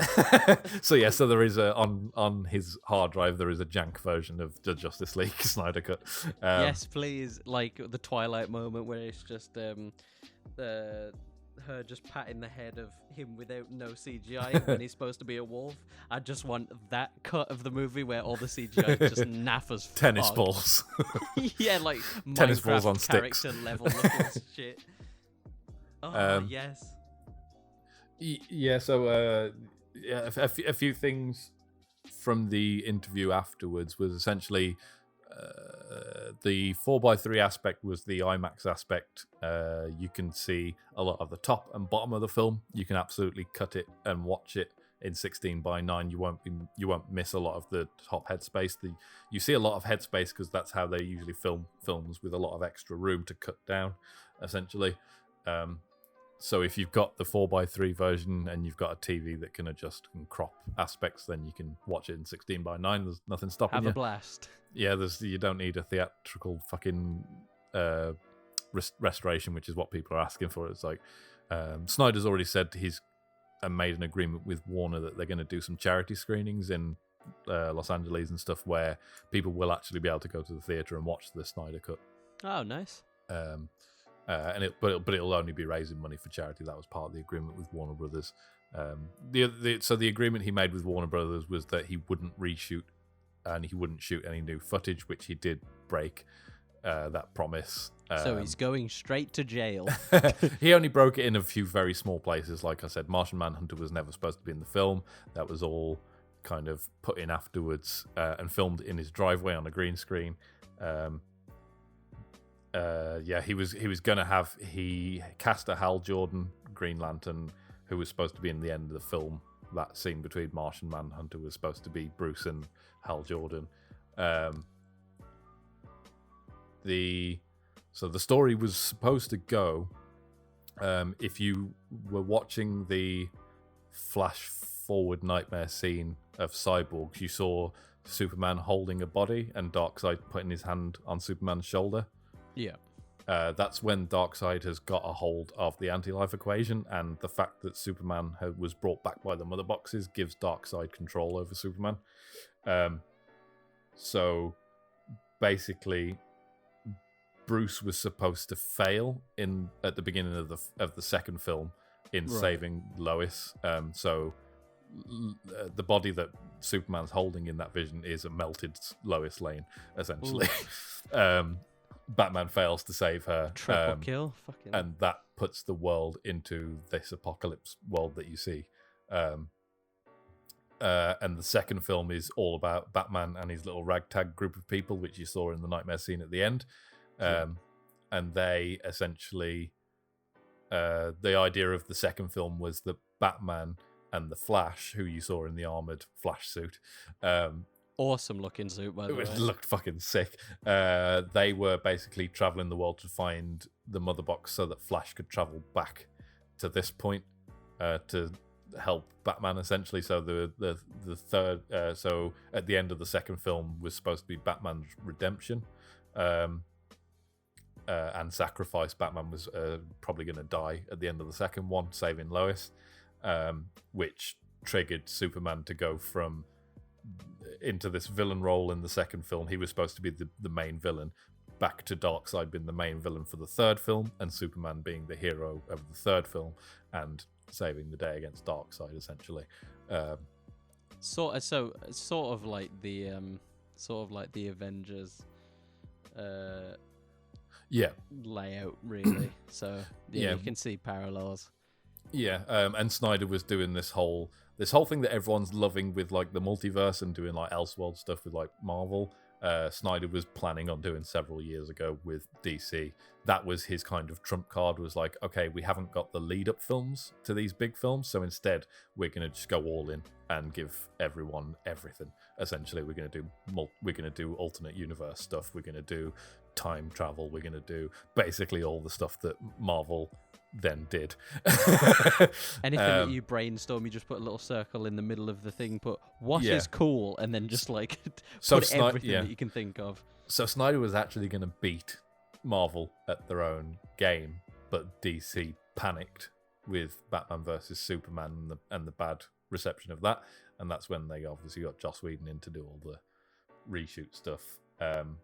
Joker and Batman was supposed to be a big part of the second film, with a big scene at the end of the second film before Batman's redemption, where the ragtag group have like a final last meal, and they all tell stories of like their darkest day, and Joker tells the story of how he kills Robin. Oh shit. And there was going to be a flashback where you get to see Robin. Apparently Zack said he was like, it's not an easy kill. Like, Robin puts up a massive fight, and it's like a 15-20 minute fight scene between Joker and Robin. There was supposed to be a really epic fucking battle between Joker and Robin eventually, and there was just basically everything that I saw in those nightmare scenes. Even though a lot of people were turned off by them, I was like, that's exactly what I wanted to see. That's exactly what technically everyone wanted to see, from what I've seen of people been like, yes, multiverse Marvel. It's like, you might be complaining about these scenes, but you're only complaining about it because you never got to see it come to fruition. Like, if you got to see these films come to fruition, I can guarantee you'd have been like, those dream sequences, yeah, of course they made sense. Of course they were leading to something cool. It's just we'll never get to see them now. And a lot of people were like, it completely broke the pacing having this nightmare scene at the end. And I was like, well, it was probably supposed to be an after credits scene, but he put it in just because he was basically going, this was what was going to happen, essentially. This is basically a snippet of the second film, to give you an idea. So he had it all planned out. He had a massive, 3-movie idea for the Justice League. And I kind of after seeing this, I really wish he had gotten the chance to do it. I think he would have saved the DC kind of film verse. Yeah, I think with this, I think if they'd have done a 3-hour version of this cut, trimmed it down a bit, I would have been like, this completely redeems him after Batman versus Superman. Because Batman versus Superman there were some nice vignette shots in it. It was a pants film. It was meh. Yeah. I'm in the books of this one redeems him. I'll take this. Put this as a theatrical release. Give me a 10-minute break at the 2-hour mark in the actual cinema. Well, I like this 4-hour version. The way it's split into chapters, you can kind of watch it in those chapters. If you want, you could literally watch it in half-hour, 40-minute chunks. Yes. But I would have loved to have seen this in a 3-hour refined movie, because as great as this was and well paced as it was, there is probably 40 minutes worth you can cut out. You could have probably had a 3-hour, 15-minute film, which is, that's your end game film length kind of. That will do. Yeah, that would have done me. I would have absolutely loved a theatrical version of this film, and I wish it had come out instead of the Joss Whedon. I wish they'd never done the whole Joss Whedon thing. So, AKA moral of the story: fuck you, Joss Whedon. No, I don't know. After the things that has come out, after everything that came out with Ray Fisher, he said there was a lot of abuse on the set with. I think the name's Jeff Johns or something. The guy who and Joss Whedon were generally just horrible to him. Clearly, Joss Whedon had a crutch against him. He basically removed as dirty as he did Flash in the edit. Cyborg was, knowing that Zack Snyder had always said this, Cyborg was supposed to be the central focus of the film, and then Joss Whedon just going, cut all of that. It kind of speaks a lot. It makes me fucking believe Ray Fisher's version of the story a hell of a lot more. Yeah. I feel like Zack Snyder really did justice with this, and I think from looking at Ray Fisher's tweets, I think he thinks the same thing as well. He's very appreciative of the second kind of chance. It's a shame it wasn't in the cinemas, but would you say that Snyder enacted a League of Justice? Oh dear. I'll see myself out. If you're interested in film and the way films are made, this is probably one of the main reasons why I even watched this version. Was I'm a massive film buff. I love the idea of I like to edit and stuff, so I'm interested in editing and stuff, which is this whole story is about editing essentially. So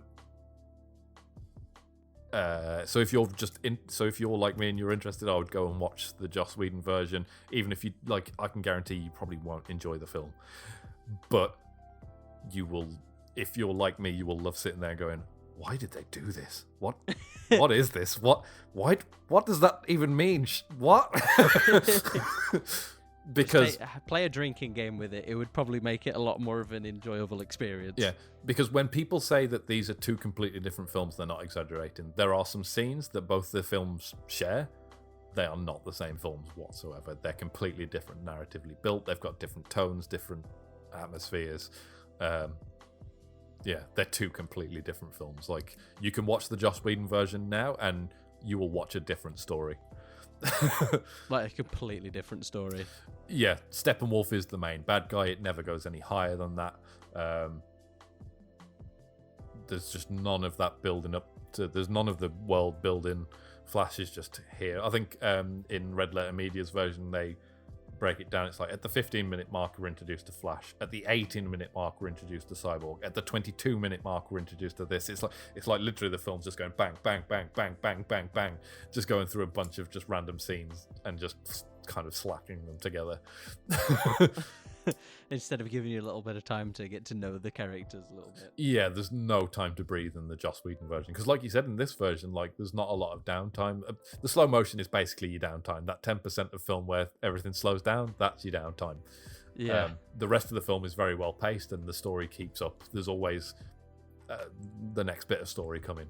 There's a few scenes that don't need to be in there, but like I said, it's more of a like, here's everything we shot again.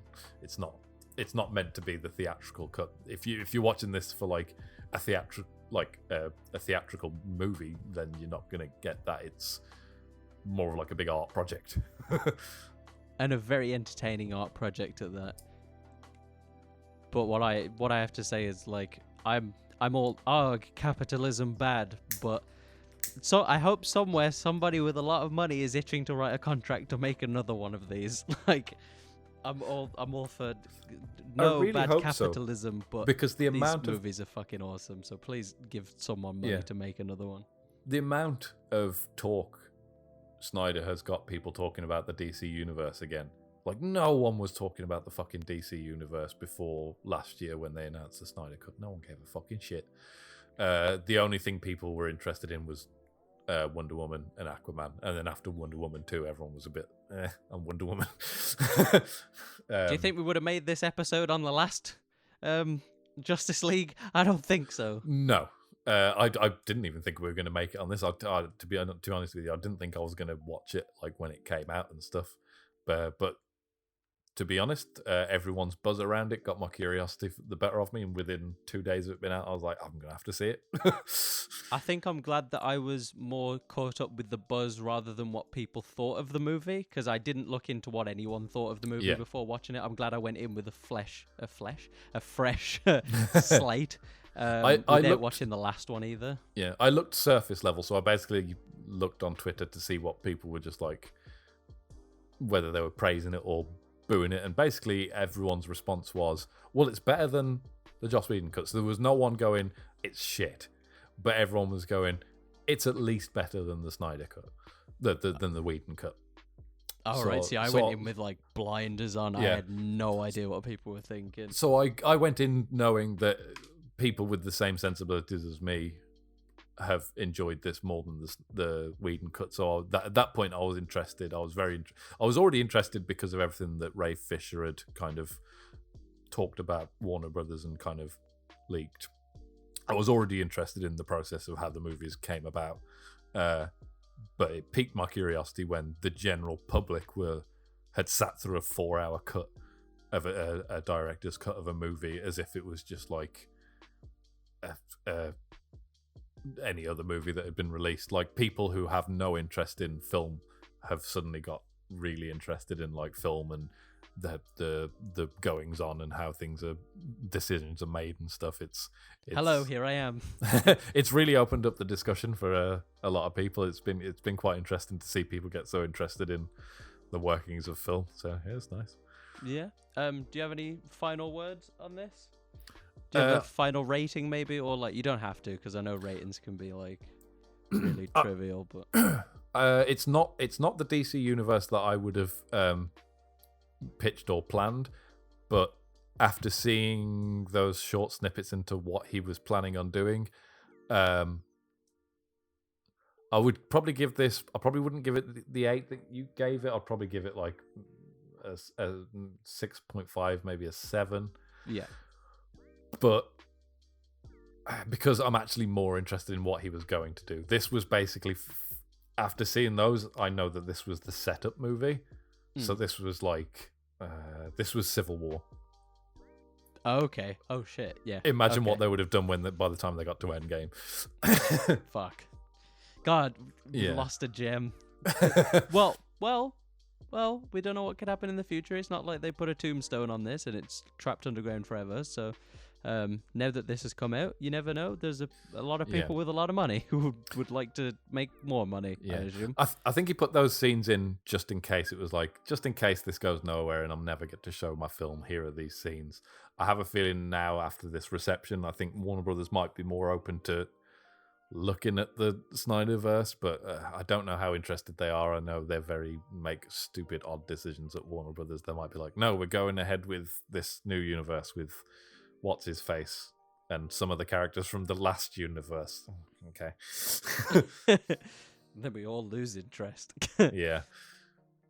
Because I'm interested to see the what's his face version. Twilight boy? What's his name? Robert Pattinson. Yeah, I'm interested to see that Batman film, but I don't want to see him introduced as the Batman of this universe.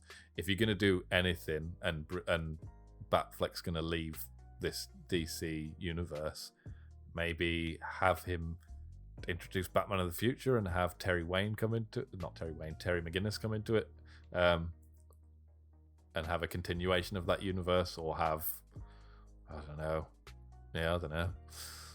I think Robert Pattinson. I actually think Robert Pattinson would be a good Batman, but I think we could probably go too much into this. I think we've gone. Yes. I think we've gone long enough. I don't want to do another Snyder Cut on this episode. So What I think time that we will at? do it for this episode. I think Two, we're about yeah, we're just done. 2 hours now. Yeah. So we've done half of a Snyder Cut. So if you re-listen to this podcast again, then you'll get a sense of how much we sat through for you. So you're welcome. You're very welcome, you assholes. But yeah, that'll do it for this episode. Thank you so much for listening. We sincerely hope that you enjoyed. If you have any feedback, any stories for our main episodes that we'll eventually get back to, if you want to let us know what you thought of the Snyder Cut, do not hesitate to drop us an email at podcast@cluelessinter.net. If you want to check out the links for this episode, which I don't think there'll be many, there might be like 1 or 2, or any of our socials, YouTube, Twitter, Twitch, Discord, all that good stuff, you can check that out either in the description or at www.cluelessinter.net. If you really enjoyed this episode, please consider leaving us a rating on whatever podcast platform you use. It helps us a lot, and share it with anyone who will listen to you. And with that, we love and appreciate you all. Please stay safe, and goodbye. Bye-bye. Crap!